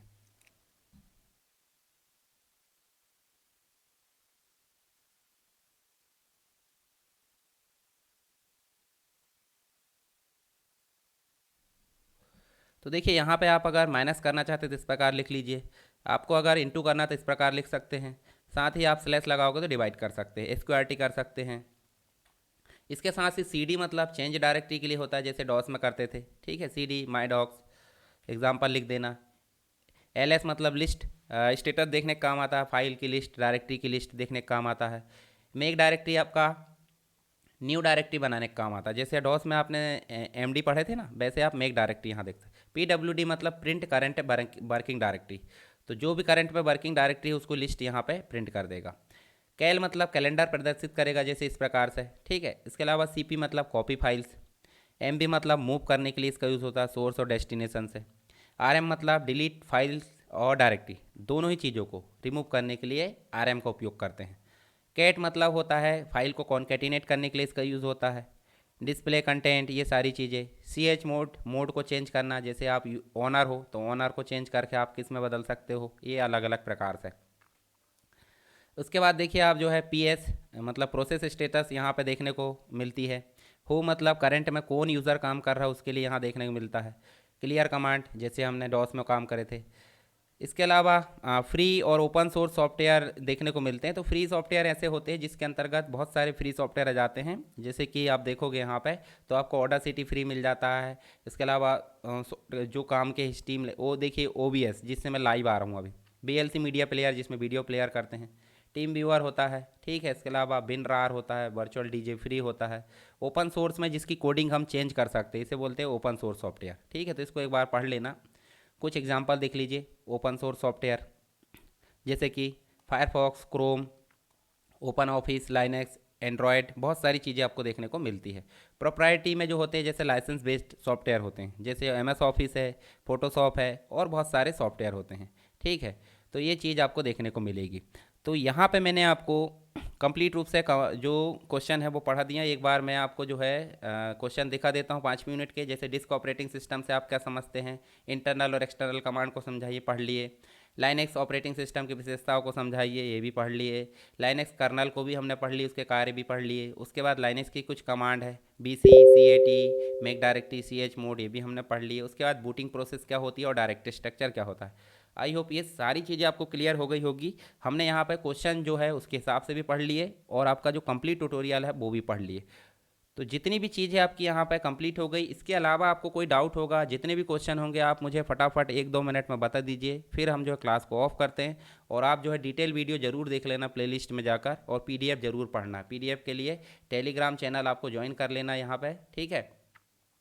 इसके अलावा छोटी छोटी टिप्स आपको मिलती है, इस चैनल को भी सब्सक्राइब कर लीजिए, अरविंद टिप्स। इसकी लिंक भी मैं आपको प्रोवाइड कर दूंगा, कहाँ पे, टेलीग्राम पर। ठीक है, इस प्रकार से यहाँ पे मैं जो है लिंक शेयर कर देता हूँ जो भी चीज़ों की है, पीडीएफ वगैरह की, तो आप उसमें जो है इसको सब्सक्राइब कर लेना। और कुछ डाउट है तो आप मुझे फटाफट बता दीजिए। चलिए, आपको सारी चीज़ें समझ में आ गई। कोई चीज़ अगर डाउट होगी तो आप मुझे कमेंट बॉक्स में बता देना। मिलते हैं हम नेक्स्ट लाइव क्लास में। और नेक्स्ट क्लास में शाम को मैं कोशिश करूंगा कि पेपर कैसे सॉल्व करें, उसके लिए लाइव क्लास ले लूँगा। आपके जितने भी डाउट है आप इकट्ठे करके रखिए, वहाँ पे आप मुझे बताना। तो जितने बजे लाइव क्लास होगी मैं उसके पहले आपको इन्फॉर्मेशन दे दूंगा, तो आप उसमें जो है समझ सकते हैं लाइव क्लास में। ठीक है, सभी सेमेस्टर के लिए है वो लाइव क्लास। तो चलिए हम मिलते हैं नेक्स्ट क्लास में, तब तक के लिए जय हिंद।